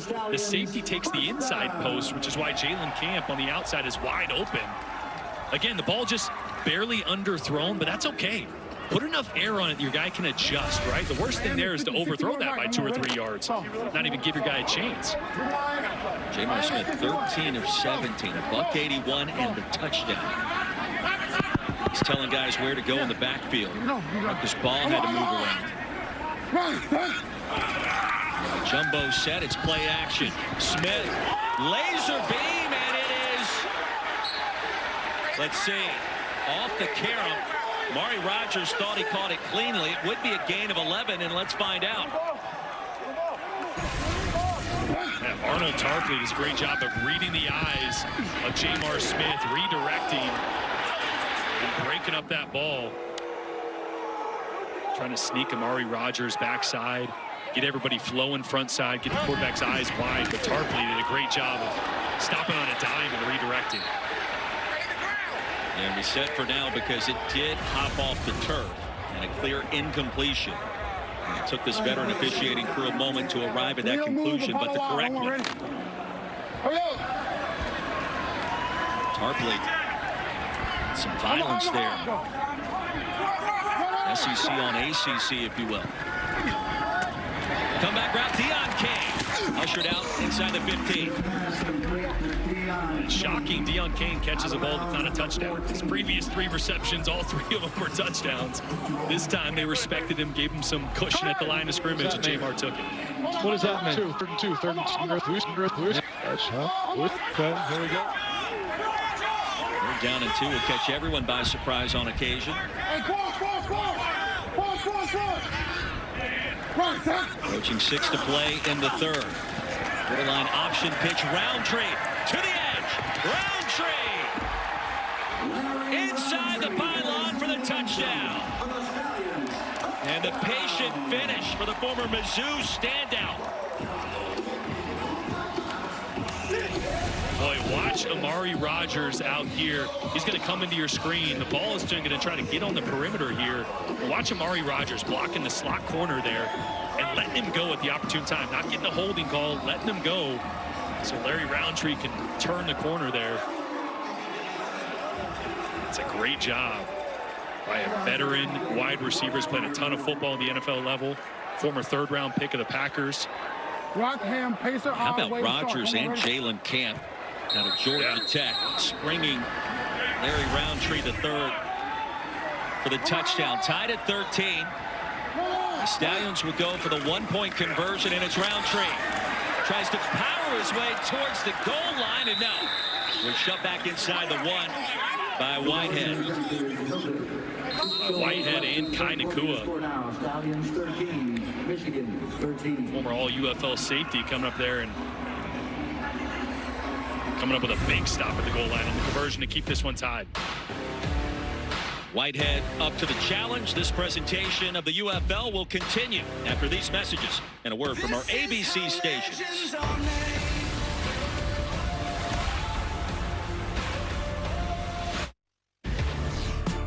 Danny Etling, quarterback, Michigan Panthers. My top football moment was being drafted into the NFL, getting to see that dynasty and getting to see Tom Brady prepare for the Super Bowl. It was pretty cool to be a part of that great organization with the Patriots. That was a dream come true.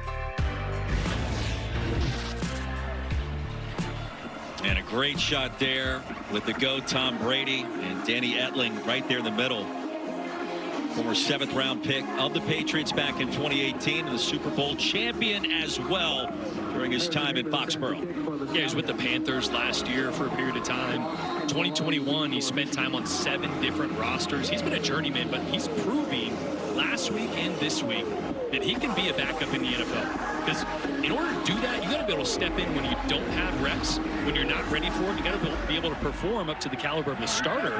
And he's done that, replacing one of the best players in the entire league in Bryce Perkins. 2 weeks in a row, he's looked incredibly sharp. Malone was lassoed for a minute and shoved out of bounds short of the 30. Danny Etling today, 12 of 20 with 2 touchdown strikes already. Yeah, his accuracy and timing have been impeccable. You see a little RPO pull there, finding a throwing lane for the touchdown. And then right here, moving off his spot, right on the money for blown coverage. Wouldn't have mattered if it was tight coverage. That ball was on the money. Etling has stepped in and done everything they've needed him to do.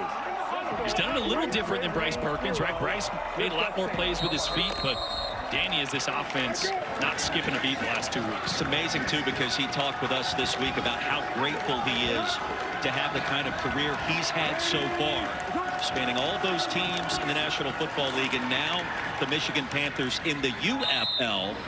The Super Bowl winning quarterback, and of course his dad Joe with our Don Davenport right now. Yes, Joe Etling, dad, who has never missed a single snap or game of his son's football entire career. And here you are, tie score, Joe. 13-all. Are you nervous as a dad watching Danny? Just enjoying seeing him out there. It brings a lot of joy to him and to me to see him out there playing. All right, so far, 2 touchdowns. I wish I was up here when he threw both of them, because you called it. You said I want a deep ball. How do you think he's playing so far? Playing well. They're staying within the system what they're trying to do today. Obviously, Birmingham's the champ, so got to play well. They're a great team, and so keep doing what you're doing and finish strong. You know, the guys in the booth were talking about his time with Tom Brady. What did he tell you about what he learned from that time? So he said what a great teammate Tom Brady was, how he was always so involved with other teammates. He would involve everybody in a practice, whether they were a first stringer or third stringer, that he was just a great teammate as well as a great leader. I love it. All right, 3rd down. Roy, I'll let you call this. Well, Joe was calling it. This would be the deep ball. Instead, it's the handoff, and Toatawa plunging forward. Didn't need much. He'll pick up the 1st down, and the drive continues, and that's a win for the Etling family and for the Michigan Panthers. Roughness. No, he got up and pushed him. After the play, unnecessary rough, number 41. After the play, unnecessary roughness, number 41. It's a 15-yard penalty. Myjai Sanders. After the play, unsportsmanlike, personal foul, unnecessary roughness, defense, number 41. 15-yard penalty, automatic, 1st down. Myjai Sanders has done a lot of great things today. That was not one of those circumstances, Jordan. Yeah, given great field position here, giving life to this drive. Obviously, they picked up the 1st down there, but this is getting them in plus territory now. Now Michigan can really lean into that run game, right? Toatawa keeps falling forward, picking up 3-4 yards a pop. Well, after a big penalty or a big play, you're near midfield. A lot of times this screams taking a shot deep. Prairie back in at running back. He'll get the handoff. The first defender miss. Get the legs churning. And stop near the 41. A little extracurricular activity. A little further away from the action. Let's go 11, 11, 11, 11. Marcel Belvay his experience in the CFL. We've talked to him about that this year. Lexi. It's a different vibe north of the border. The way that they play football rarely does it translate, but he's done a great job coordinating this Michigan offense. Ripper, Hank Snag. You see the difference. Look at the board in front of him. He's got two massive boards, and Skip is over there kind of just looking up into the sky, calling plays. Like, everybody's got their own flavor, their own way to do it. Doesn't mean one's better than the other. 2nd and 5. Etling, the pump fake, buys some time, points the finger, now takes off, and Etling picks up the first. Tiptoes out of bounds near the 30. I.J. Sanders trying to make up for that call. He's going to rush way too wide to the quarterback here, leave a big escape lane for Danny Etling. And again, quarterbacks, it never fails. You get outside the pocket, throw a pump fake, point downfield. Defense falls for it every time. Doesn't matter if you're 5 yards downfield, you point or pump fake, they're going to fall for it. And you knew that every time. Oh, yeah. It's going to buy you some yards automatically. Just point to nothing. Guys end up turning around and pointing to the moon. The 3 to go in the 3rd. McCrary to the perimeter. The high step and the powerful finish inside the 10. Well, Nate McCrary, Saginaw Valley State, 26-year-old, picks up 20. Yeah, I think a little bust here because, look, there is no perimeter or force defender on this right side. You can see the corner on that side maybe should have been in perimeter. Run force there. He drops away, and short edge that McCrary took advantage of. A nasty 1-2 punch with To'o and Nate McCrary. And 28 for the Panthers straight ahead. 1st and goal, pick up a couple. It'll be 2nd down.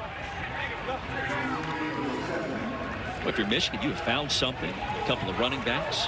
You know that you have Bryce Perkins in your back pocket. The next meeting between these two teams, the USFL championship game. A conference title tilt in 2 weeks. Etling has been on point. He's got a future, you think, as a backup in the NFL. To'o back on the field. Etling faked it his direction, flings it to the back of the end zone and incomplete. Jalen Moore above his head and out of bounds. This is why this league is so special for guys like Bryce Perkins or Danny Etling. Is they're stuffed as kind of 3rd string practice squad guys on NFL rosters. When do they get to prove that they can actually play football? They don't. So either you stick to a system and a coaching staff that likes you, or you don't get opportunities unless you come to this league and prove you can still play and develop. And then you get those 2nd, 3rd, 4th opportunities in the NFL. 3rd and goal. The crowd comes to life here in Birmingham. Stallions want to stop. Michigan wants the lead. Etling retreats, buys some time. There's the point and a penalty marker. The pass incomplete. Flag flew near the 12. Okay, you have holding 75 off. All right, we have an incomplete pass, correct? Yeah. So it's half the distance from the previous spot. It's 3rd down. It's 3rd down. Oh, yep. Still the claim. Yep. Holding. Offense number 75. That penalty's decline. It's 4th down. 4th and goal from the 9. Ryan Nelson, his 3rd year with the Panthers.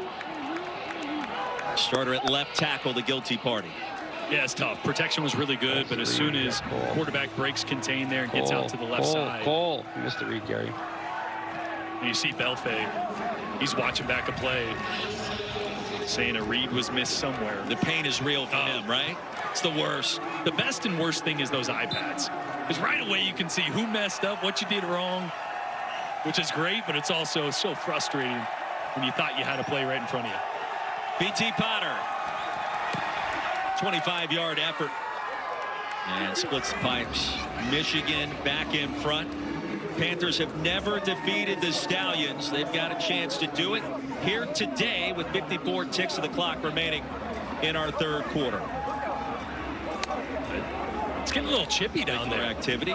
We'll check in again with our sports betting analyst, Aaron Dolan, for what she's seeing so far in the live action. Aaron. Well, right now you can bet the 7th drive outcome for Birmingham, and so far we've seen 2 punts, 2 touchdowns, and another cash.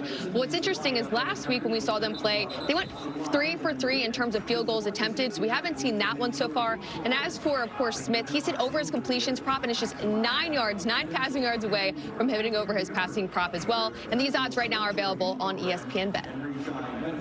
Aaron, thank you very much. The live action always intriguing to follow, and for Mike Nolan, a good start for his team.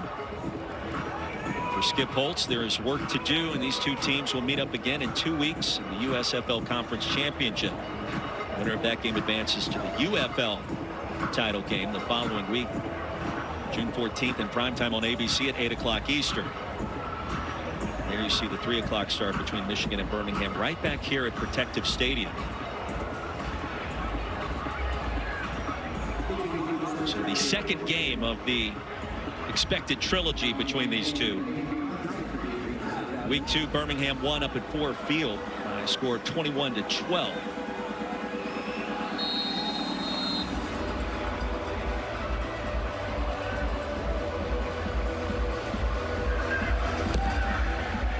Potter sends it into the landing zone, and from the 5, Kate Johnson. Waiting on the convoy, never arrives, and Johnson brought down near the 24. Now, don't forget Game 3 of the Western Conference Finals tonight. SGA and the Thunder on the road in Minnesota, taking on Anthony Edwards and the T-Wolves. ESPN News will also carry the Inside Cast for a more in-depth analysis of all the stats. Traditional broadcast right here, ABC in primetime at 8:30 Eastern. More drama than a junior high lunch table. What's happening so far in the Western Conference Finals? The Eastern Conference. T-Wolves are just barely hanging on right now. Hey, they got a chance coming back home, though. Yeah. Anthony Edwards, you watch those two teams go toe-to-toe in the regular season. Crazy 25-point comebacks for both sides for the T-Wolves and the Thunder. Yeah, I think everybody kind of crowned Anthony Edwards after the first couple series of this playoffs. He's been a little silent, but that dude's got a different switch that he can flip. I expect we'll see it in Game 3. Yeah, ask LeBron James about it. Stallions get it back. Jamar Smith, could have been a backwards pass. Tumbles out of bounds, looking for Rodgers, who was up in there.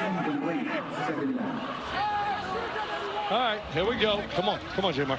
Come on. Here we go. Let's go. Here we go. Let's go, Leo. Here we go. Let's go, Leo. Free. Leo. Let's just go, Leo. Florida, 34 jerk. Leo, Florida, 34 jerk. Leo, Florida, 34 jerk. Come on, ready? This to me is just trying to find an easy throw for his quarterback. He pulls it on the end. Jerk is going to be a little double move by Amari Rodgers right here. If that's the guy he wants to target over the middle of the ball. Time winding down here in the third. The back foot, the pressure was there. Rodgers was breaking open center of the field. Yeah, Rodgers just took a little too long in that double move. Jamar had some pressure in his face. Razor and laser. All right, here we go. The frustration from Skip right now, just trying to find something to get his quarterback comfortable. Dip. End of the third quarter has arrived, and Michigan a 3-point lead on the road in Birmingham.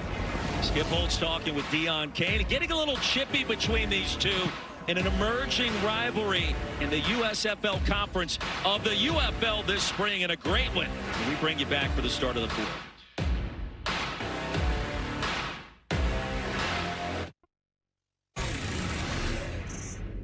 All right, what's going on?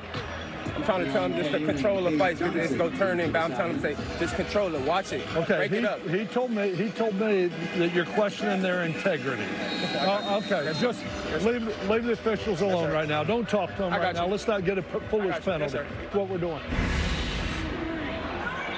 Kiava Tazzino, yeah, you can't go questioning the integrity of our referee Brian Banks, and he relayed that message back to Skip Holtz, and that's a non-win. That's not a victory for the Stallions. They got to correct that in the final 15. You see Tazzino with a little bit of smirk there. He knew he got caught. I mean, he was trying to make it sound a little less or not as bad as it was, and Skip goes, no, they told me what you were doing. I got you.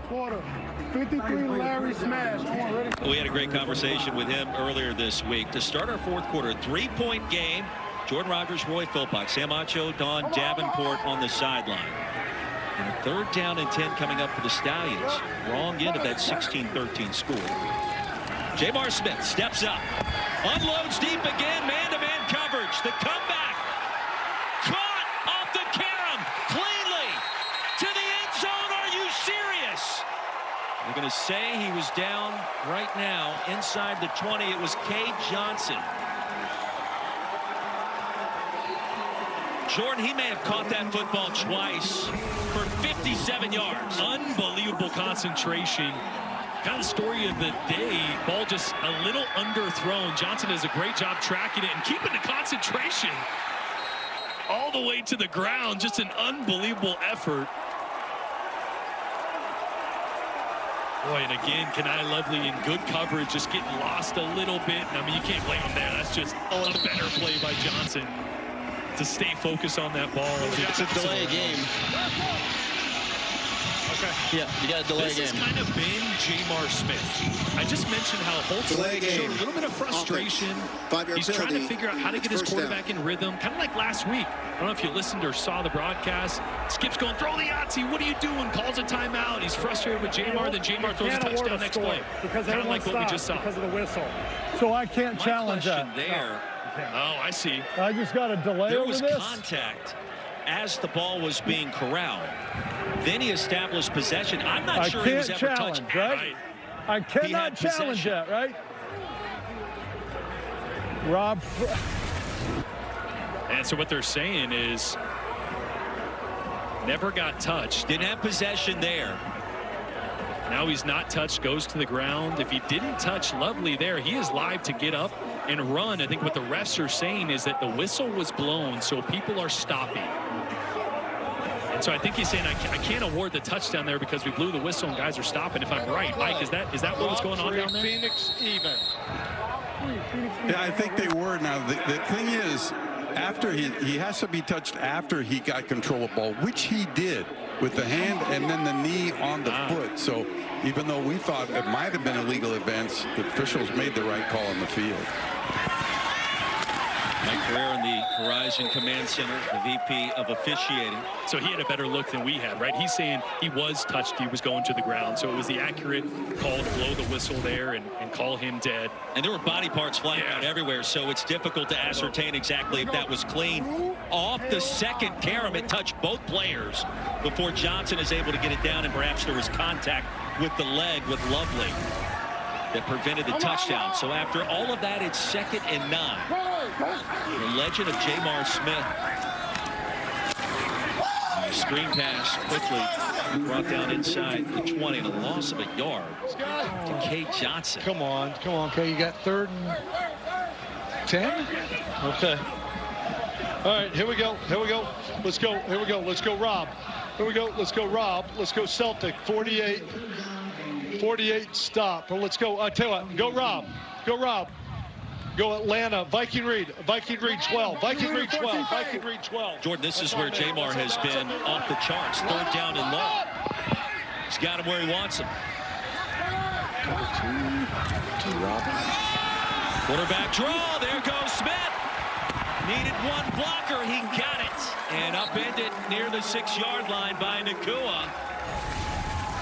Yeah, this is a read. Watch all these defenders kind of react to that initial movement from Jamar, right? They all went to the right as he did. Then he was able to step back left. Great little move. That's that Viking read play. So he's got a chance to throw it if he wants to. They were in a zone, soft zone coverage, so made the right call there to call his own number, do the quarterback draw. Birmingham, 8 of 10. 3rd down conversions today. And Jamar Smith, the reasons why. Handoff left side. Marable to the edge. Spun down out of bounds short of the pylon. By Nakua. And a gain of about 6. This is really the only area the run game has kind of got going in down by the goal line. We saw Larry Roundtree with a touchdown run similar to that we just saw. See if they can punch it in and take a lead here in the 4th. Stallions on the move. 2nd down and goal. Towards the back corner. And there is a penalty flag. Defensive offside, number 97. Offside. Defense number 97. Half the distance to the goal. It's second down. We'll do that all over again. Rondell Carter, another infraction called against the Panthers defense.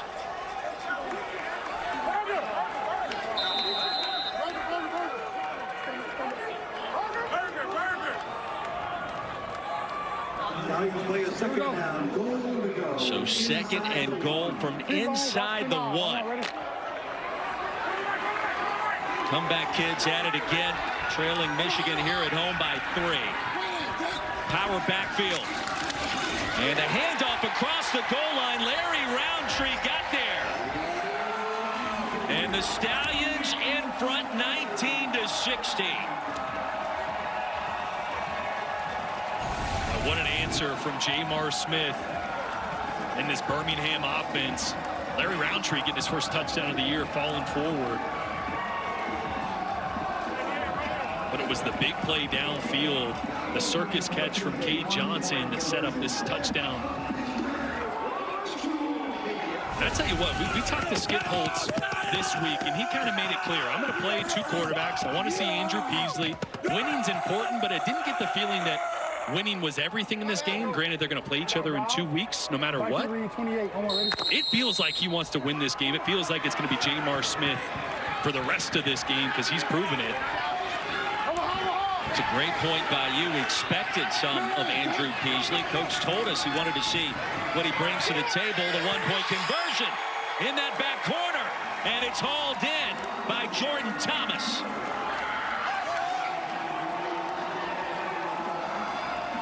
Well, Jordan Thomas is just a cheat code down here, 6'5", 280. A great ball by Jamar Smith, up and away where only his guy could get it.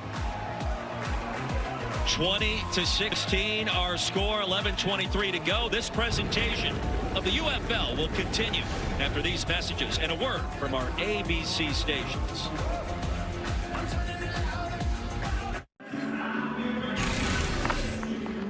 '16 game here with quarterback Jamar Smith. Not too long ago, you were Dunkin' Donuts. You were getting your MBA. Now you're throwing darts. Tell me about the transition. Just stay ready, man. I've always been throwing when working out, just staying ready whenever the opportunity came for me. And it's here right now. So it's just the work that I put in, and I'm just grateful to be out here. Thanks so much, Jamar. Sorry, man. See the numbers. Awfully impressive. Jordan Rogers, Roy Philpott back here in the booth. We're going to talk Skip Holtz here in just 1 minute. And, you know, we were under the assumption that Andrew Peasley, backup quarterback, may see the field at some point today. That has not happened, and maybe it's simply because Jamar Smith has been that dynamic. So the ensuing kickoff, the Stallions with their first lead of the day. Through the back of the end zone, and we'll ask Skip Holtz the question. Coach, we have been very impressed with Jamar Smith. I know you have too. What about Andrew Peasley? Any shot he still has a chance to see the field with what we've seen so far? Yeah, he's got a chance to play. I mean, I'd love to play him tonight, but at the same time, I'm in a 16-16 ball game. Is that the time to throw him in right now? You know, we still want to win the game. I've got Jamar's played a total of 1 game, so it's not like, wow, he's got plenty of experience. You know, I mean, take him out. So right now, I think Jamar, I like what he's doing. I like the way he's seeing the field, and right now I'm going with him. But yeah, I'd love to play Andrew Peasley if the opportunity presents itself. I was kind of hoping it would, but right now we'll see how it goes. Coach, I heard you talking to your staff a little bit about trying to figure out what coverage Michigan has been in. Are they throwing something different at you than you're used to seeing from this defense? No, they're playing 2, they're playing quarters, they're playing 3, they're playing 1. They're just mixing it all up, making it very hard to attack anything. But I do know we're getting a little bit of a beat in some long yardage situations. They're going to a lot of quarters, and that's creates some one-on-one opportunities down the field. So yeah, I'm just trying to get a beat on what they're doing, what we're trying to attack. I'm getting a little frustrated right now with the running game because we just haven't been able to run the ball at all right now, and so we're having to kind of get to a little bit more of a passing game, and hopefully we can open some things up, and we're getting some RPOs, and they're starting to pressure us a little bit more now that we've got a lead, so we'll see where this is going to go. 2nd down and 6. I want to ask you about the evolution of Jamar Smith. Eyes around. And the pass will be caught. It's brought in by Cioce Mariner. And Coach, you mentioned at halftime finding number 4. It's been an issue at times so far today. The pressure was there, but the completion went for 45. Yeah, this is a double post similar to what we saw earlier in the game. And the throw by Etling under pressure, getting drilled by Tay Crowder right as he let that one go. But great air under the ball and great courage to stand in the pocket there. Now Siosi Merritt recording 4 catches, 104 yards, and the touchdown. True difference maker for the Panthers today. So we appreciate the time spent with Skip Holtz trying to win another spring championship. Nate McCrary bottled up by Myjai Sanders. Second down upcoming. And that was the same play that Birmingham hit the big one earlier in the game to Deon Cain on the outside. Both teams playing a lot of cover 4. So what that means is you want to run 2 guys deep and see what that safety does. If he takes one of them, the other one should be man-to-man. Both teams are capitalizing on that. Empty backfield for Danny Etling. Passes high. Samson Nakua tried to reel it in. Tiptoe down the sidelines. It'll be 3rd down.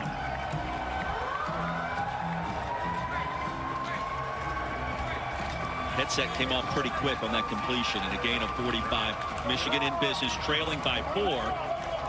In your mind, is this automatically you go for it on 4th down this deep? Oh, I think so.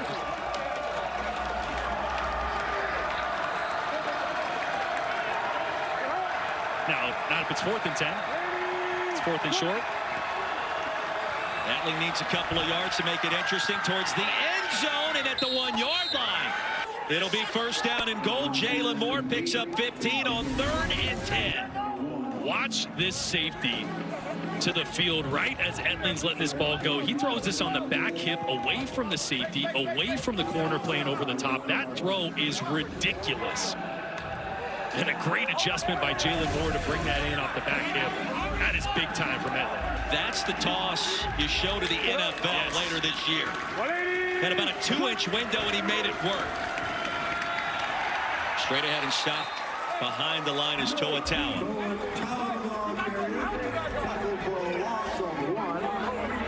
So loss of a yard, approaching 8 to play. Michigan trying to jump back in front. Casino and Robinson brought down Toa Taua. Another great story in the UFL.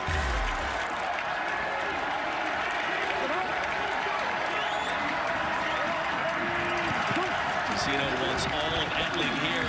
Toa Taua, the power finish across the goal line. The bowling ball scores another 6.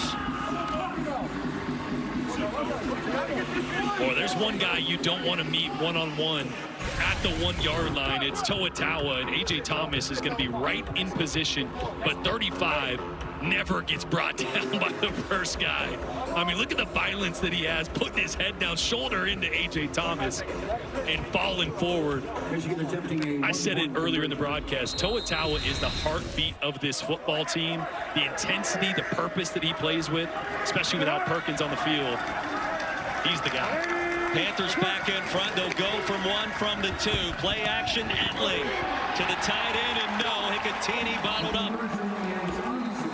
And a huge stop there, too. That's correct.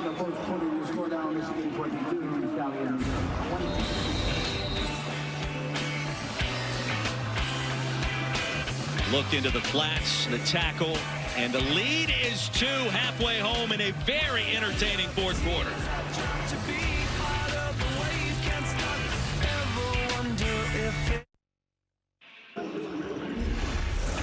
Let's take a look at the game flow brought to you by Progressive. And Birmingham, a touchdown to Deon Cain. Kind of get that comeback party started the right way in the first half. Jordan and Larry Roundtree, the first of 2 touchdowns. Yeah, it's been a heavyweight fight back and forth. There's Roundtree turning the corner for a touchdown to tie it up. Roundtree again to take the lead early in the 4th quarter. But it was Michigan with the answer. Toa Taua with the physicality at the goal line. And this one ain't even close to being over, Roy.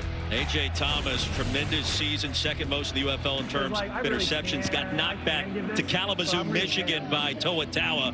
And you see the quarterback comparison.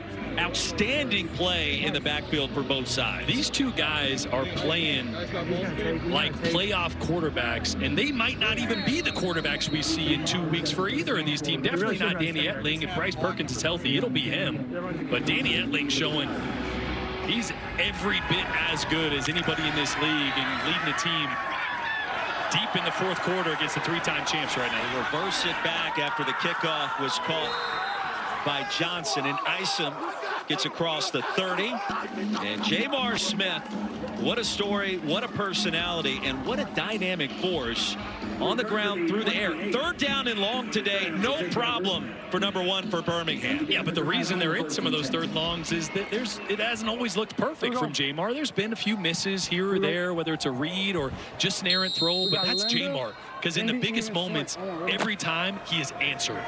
Whether it's a deep touchdown pass, a third and forever, deep post. 2 weeks ago, coming in the fourth quarter, leading the drive, he's answered the bell every time. Multi-sport standout in high school, was drafted by the Padres. Here's Roundtree, weaving his way around near that A-gap, still on his feet, shoved down near the 34. I mean, there's an advantage for Jamar Smith, right, for playing under Skip Holtz at Louisiana Tech. Those 3+ seasons, and now at the next level. He knows what he should be doing in this offense. Yeah, and the hardest part is not knowing what to do on a certain play call. It's knowing what your coach wants you to do. He's calling plays for a specific reason. Jamar in tune with Skip Holtz. Smith back to the air on the screen. And nothing doing. Davion Davis. Kai Nakua ushered him out of bounds. It's going to be a loss of a yard. Here we go. Let's go Rob empty. Hey, let's go Rob. Here we go. Let's go Rob. Let's go Viking Reed. Viking Reed 12. Rob, Viking Reed 12. Rob, Viking Reed 12. He had to look at the play sheet that time. Again, it's one of those times that Jamar will have the option to run it on a quarterback draw if he doesn't like the initial pass play. Stallions are perfect 5 for 5 on third down in the second half. Smith doesn't need much on 3rd and 3. He picks up the first. That quarterback draw has been sneaky good. I love it because the quarterback is just looking at one guy. He's looking at this linebacker. If he vacates, then he's going to run the draw. If he stays in the box, he'll throw it to the slot receiver right there, to his tight end or to his outside receiver. Great little option for a quarterback to always be right no matter what the defense does. That was so wide open. Roundtree couldn't find anybody to block. That's a good sign. Great play call by Skip Holtz. Coverage. Stallions trailing by 2. Under 6 minutes remaining. Pressure. Marable. First down and more, and he bolts ahead into plus territory. C.J. Marable from Coastal Carolina, a gain of 16. Boy, and he just got the ball off Runstone, coming hard off the right side. That is a split second away from a sack fumble there and a big play for Michigan, but Jamar gets it out of his hand. In theory, Smith gets better there the more experience he gets in this return to the game, I would assume. Yeah, no doubt. That was my analysis. Love it. 1st and 10. To the 45, Smith. Come back, Deon Cain. Around the 35. Dance out of bounds. Harden with the assist. Gain of 9. Yeah, this is a matchup that Deon Cain loves. He's 6'1", 6'2". Keontae Harden is 5'10". They list him at 5'10", so he's probably 5'9" or so. So that's a height mismatch, and that's why Harden's giving him so much space at the line of scrimmage. They don't want Deon Cain to go deep on him. They'll let him catch those balls underneath. Those are keeping the chains moving over and over. Cain's numbers leads the UFL in receiving yards before today. Modest start. Does have the touchdown. Zip that one too high. The pressure coming in. Jalen Camp was the intended target, but Stallworth was right in his grill. I'll tell you what, this has been a great game. There's a lot of trash talking on the field. Both these teams, we talked about rivalry. They don't like each other. Right? This is a matchup the Stallions have ran the table, but right now it doesn't feel like it. They're going back and forth. We're just getting started with these two. The same two teams 2 weeks from today. Conference championship game. Marable slip. Was able to pick up positive yardage on 3rd and short. And a 3-yard gain will move the chains. This might be one of the first drives that Birmingham has just kind of drove the football, right? A couple good runs to pick up first downs, a couple short passing plays. They've lived and died on those explosive plays. When that run game starts to go, they can be more consistent and actually drive the field, not need one of those 70-yard touchdowns. Also milking that clock. Yes. 4 minutes now. No question. Marble picks up 3. On first down. Marlon Williams right at the line to gain. Harden a tackle. This drive continues. Under 4 minutes remaining. Birmingham trying to go back in front.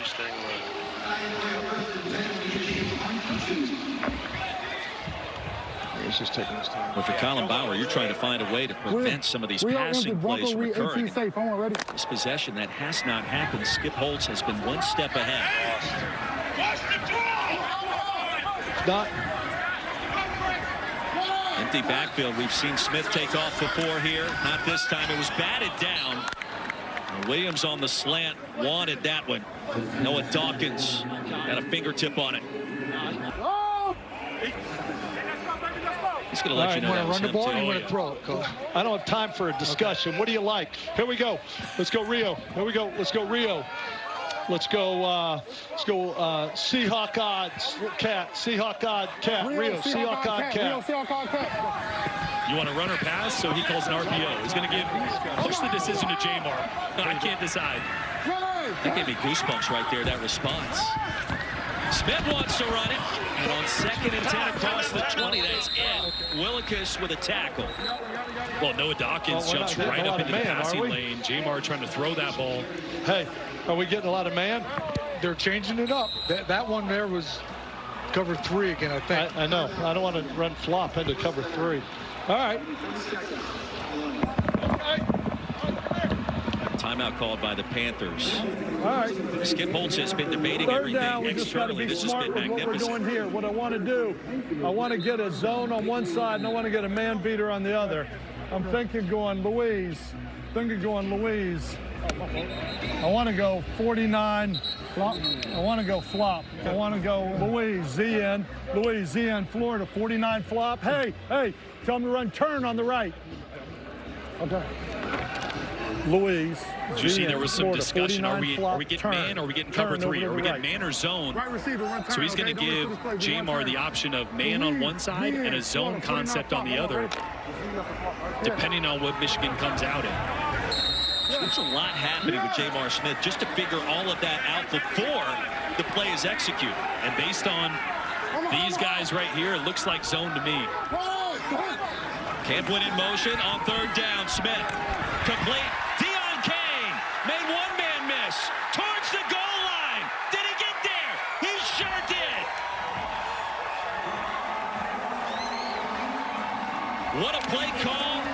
The execution on point, and Deon Cain from Clemson, his 2nd touchdown of the game. You know what I love? Skip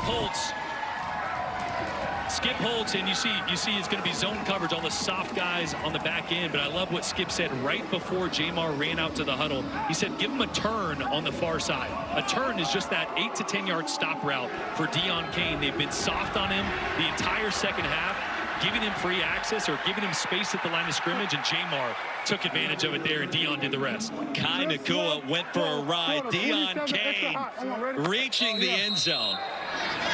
And now the 2-point conversion coming for the Stallions, leading by 4. 2-point conversion from the 5-yard line. Miracle motions out. Smith wants to run it now, throws it, and it's going to be picked off the carom by Kendrick Whitehead Jr. It was tipped by Jalen Camp. 26-22 our score. Jamar looked a little indecisive here, like he was going to run it for a second, then pulled up. Ball was right on the money. It was a fastball from about 5 yards away. But an important stop there for Michigan, right? So that would have made it a 6-point game. Instead, now it's a 4-point game, so a touchdown score will win it, or at least put you up. It's going to come down to the last final seconds here, my boy. Deon Cain, 2 touchdowns. We talked about his potential to return to the NFL. We have seen some big-time playmakers in this game and a tremendous rhythm in the second half between these two teams. Yeah, I think they're finding their footing with Jamar Smith, right? I mean, Skip Holtz said he wanted to play both quarterbacks, try to figure out who they have by the time playoffs come around. Jamar has looked sharp. On the other side, this Michigan team with Danny Etling at the helm has looked equally as good. It's going to come down to whoever has the ball last. Now the Panthers and Mike Nolan love to play that game at the end of the first half. They want to maintain possession, have a chance to score points last in the second quarter. But now it's at the end of the game. Michigan has never defeated Birmingham. Nolan 0 for 5 all-time against Skip Holtz. And Danny Etling's going to have a chance for another comeback with Deon Cain reaching the end zone for the second time today. This has been a ton of fun in Birmingham.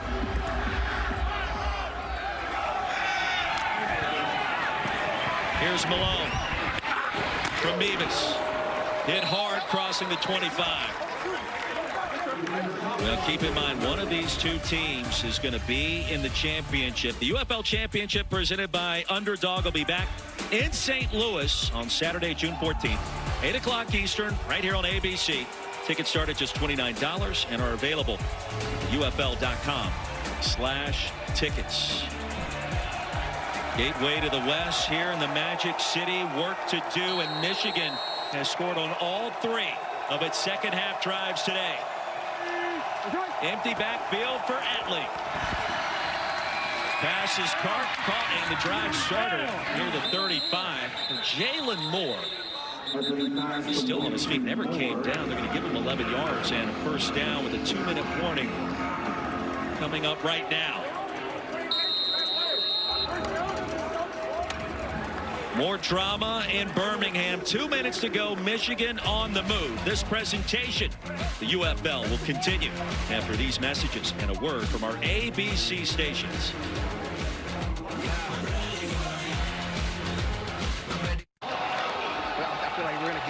Our final 2 minutes back in Birmingham. The Panthers of Michigan trailing by 4. They've got it 1st and 10 from their 38. And Marcel Belfay, offensive play caller, talking with Danny Etling. A lot of confidence between that duo right now, Jordan. Yeah, and this is the opportunity or the moment that you dream about as a backup quarterback. Behind an MVP caliber player in Bryce Perkins, you have your opportunity here to put your stamp on this game, lead a touchdown drive, and hopefully the NFL takes notice once again of your talents, your ability. This is all on the shoulders of Danny Etling here. He has made some NFL throws today, some monster tosses near the end zone and into the end zone. This time he's going to be swallowed up. Max Roberts brings down Etling in a loss of 2 with the sack. Excuse me, Roberts is just going to come right in here. They're running a little bit of a game, an ET stunt. And the left tackle there, Ryan Nelson, caught between staying on Roberts or coming for the other guy who's stunting. Didn't block either of them, and a big start to this drive for the Stallions defense. Clock stops. Michigan with 1 timeout remaining. Hey, let's go Frisco. Sticks, Silver, Florida. Frisco, Sticks, Silver, Florida. Don't hate spinning that one, too. Unit, the Birmingham defense. Spin, maybe even. Stallions have never lost to Michigan. Tell Biden to back up. Mike running there. Got free money in the middle. On 2nd down, underneath, tight end. Nicotini was stopped by Tizino, and that's a gain of 7.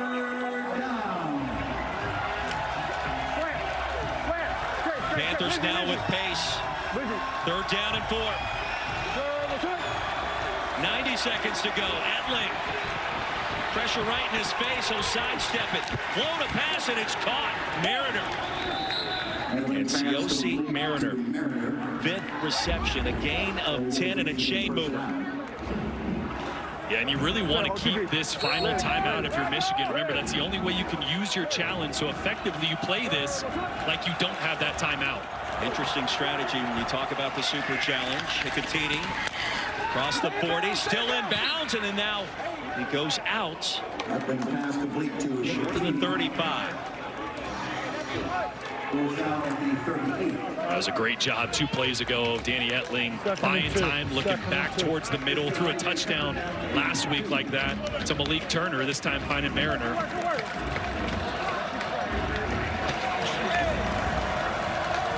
Second and 2. Etling grew up in the SEC after starting his career at Purdue. Drafted by the Patriots, now running the show. Toatawa, a sidestep, didn't need much to pick up the first. And shoved out of bounds after a 3-yard gain, and it was Gates that stopped him there. It's not moving. Huddle, huddle, huddle, huddle. Is it moving or not, guys? Huddle, huddle, huddle, huddle. It's a first down, that's why it's stopped. Huddle, huddle, huddle. There we go. No, no, no. Is it out of bounds, though? It doesn't matter. Just get it in now. Lexi vacant, Lucy. That's going. Lexi vacant, Lucy. Indiana Fitch. Get him on the ball. Get him on the ball. Indiana Fitch, get him on the ball. Yeah, the clock is running there, which I think caught Marcel Belfay off guard a little bit.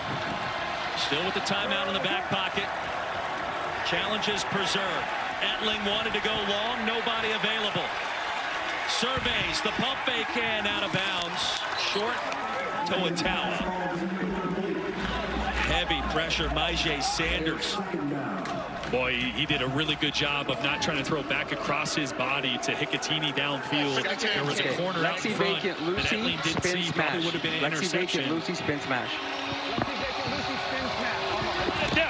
Mike, get at depth. Sink, Tony. Sink. Smash, which would be Ciosi Mariner at the top here on a corner route. Don't think he's going to like that with off coverage. Pressure off the backside. Etling zips it. Pass will be caught by Malik Turner. Stays in bounds and is able to grab a couple of more yards. This is huge. Birmingham's just playing off-zone coverage. Look how deep those safeties are. The corners are all deep. They're letting them get these 5, 6, 7-yard throws. And still with 35 seconds, Michigan's got plenty of time to take those easy throws and get out of bounds and preserve that timeout. It's a gain of 12. It's a first down. 35 seconds to go. See if Birmingham changes coverages. Doesn't look like it. Look at this. They're just playing soft zone coverage, like shell coverage. And Jordan, they want to talk about it right here. I think they're sensing the same thing you are.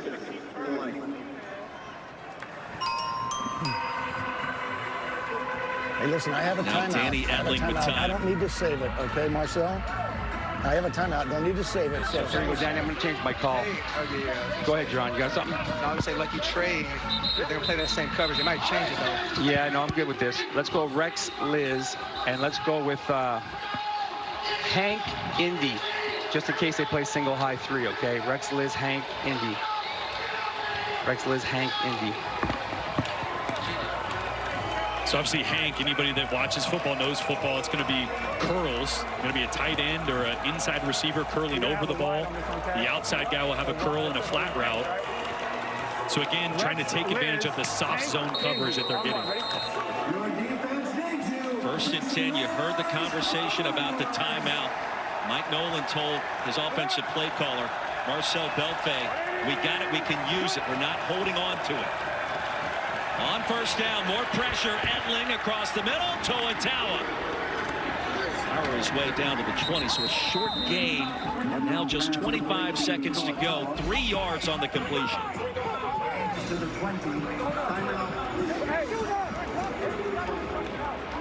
Panthers out of timeouts now. In the middle of the field, 25 seconds to go. Hey guys, front door of the red zone. Got no more timeouts now. Got no more timeouts, all right? Let's be good. No more timeouts. They're clouding everything. Like empty from something. I think get the number 3 on the scissors. Go trig. And then get scissors at 3. Cole Hikatini wants the football, and you can understand why. He's been targeted 8 times today. And a massive receiver as a tight end at 6'4", 250. And Etling talking about layering a throw, right? With this top-down, deep zone coverage. You're trying to get something up and over the linebackers, but in front of those safeties. Hikatini there wanted a corner route to the tight end or to the number 3 wide receiver. Let's see what they call. Panthers out of timeouts. Crowd on its feet in Birmingham. What a game. They're going to go empty here, so you got to protect. Watch Myjai Sanders there. Here's Etling. Pressure across the middle. Pass is caught inside the 10. It'll be first down and goal. Got to clock it. Got to get on the ball and you got to clock it. Jalen Moore picks up the first down. Etling under center. He'll do that, and still 19 seconds remaining. Perfectly executed, right? This is where you want to get to at the end of a game, the 10-yard line or so. You're not too close that those pass concepts get jumbled up. You're just far enough away, but you got 3 good shots into the end zone here if you can take it. Second of 3 meetings between these two fantastic UFL organizations. Played for a championship in 2 weeks. Second down and goal after the ball was clocked. And the Stallions want to talk it over. 47 called timeout. They have 12 in formation. Yep, so there's no foul. Birmingham, it's their second timeout. It'll be 30 seconds in length.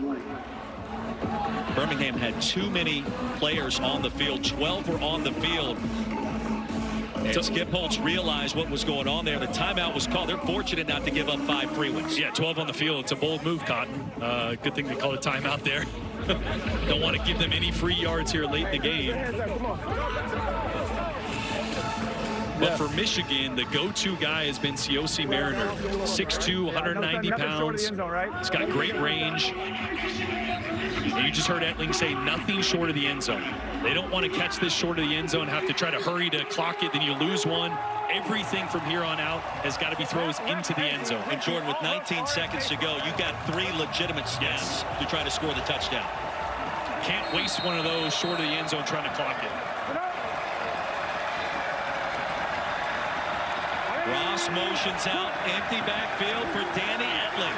On second and goal, the pass wobbles and incomplete. Looking for Hicatini, who wanted the flag. He does not get it. Third and goal. Yeah, great pressure on Etling. Actually gets a hand on his back as he's letting this one go. That's why it wobbled. And nearly an interception. Hicatini got a hand on it, which probably broke it up. DeMarcus Gates almost had a chance to pick it off as well in the end zone. Number 47. 12th play of the drive coming up on third and goal from the 10. Who wants it? Ross motions out Etling. Back in the end zone. Incomplete and out of bounds. Jalen Moore secured the football, never established possession inbounds. Ran out of real estate. Well, this is just a prayer by Etling. There's really not a ton of space here. Did everything he could to stay in bounds there. Jalen Moore did. But now on fourth down, who's your go-to guy? Who's your guy that can make a play in tight coverage? Malik Turner here in the slot may have a good opportunity. Timeout, Birmingham. It'll be 30 seconds. The Stallions will utilize their final timeout on fourth and goal from the 10. So it all comes down to this. For a Michigan team that has never defeated Skip Holtz in Birmingham. Two of the emerging organizations in the UFL. Michigan wants to be where Birmingham has been this year and in previous years. Yes, sir. Yes, sir. Thank you.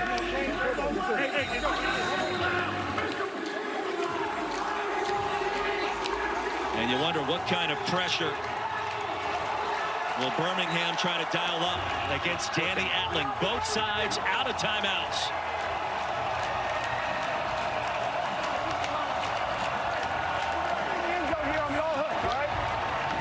What an ending.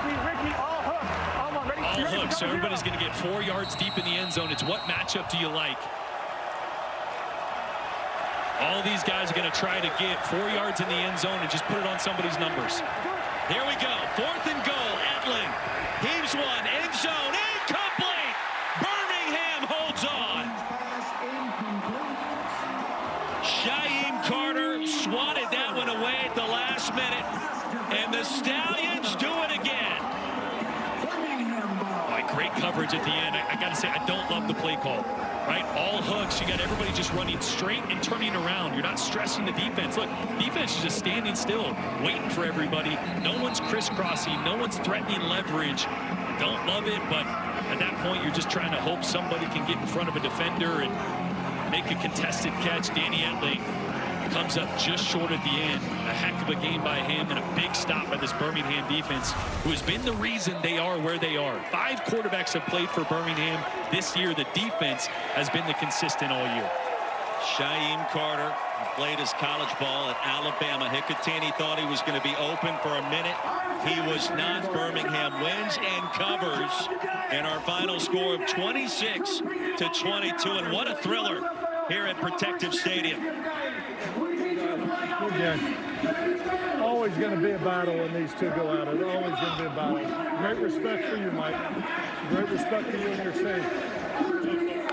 Jordan, that's a couple of old school coaches congratulating each other on a well-played game. And Sam Acho with Skip Holtz down on the field. Here with Coach Holtz. Coach, a hard-fought win. What does that win say about the character of your team? You know, and this is a game that everybody talked about. You know, it really doesn't matter. We're playing here in 2 weeks. It doesn't matter. But for us, it was a matter of pride. We wanted to earn this home field advantage out here today. And like we said, if they're going to hand out uniforms and keep score and put people in the stands with tickets, then winning matters. And I'm proud of the way our guys came out and the way they competed today. Certainly wasn't always pretty, wasn't perfect, but really proud of what they were able to do. And you know what? What an incredible weekend this weekend.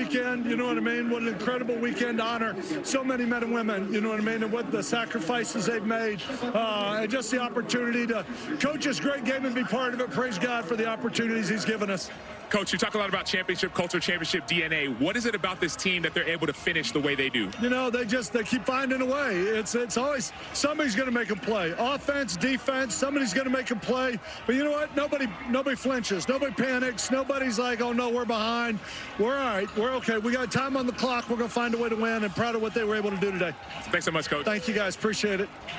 And certainly symbolic. Skip Holtz talking in front of the championship banners. And meanwhile, Mike Nolan now 0-6 against Skip Holtz. Great respect between these two.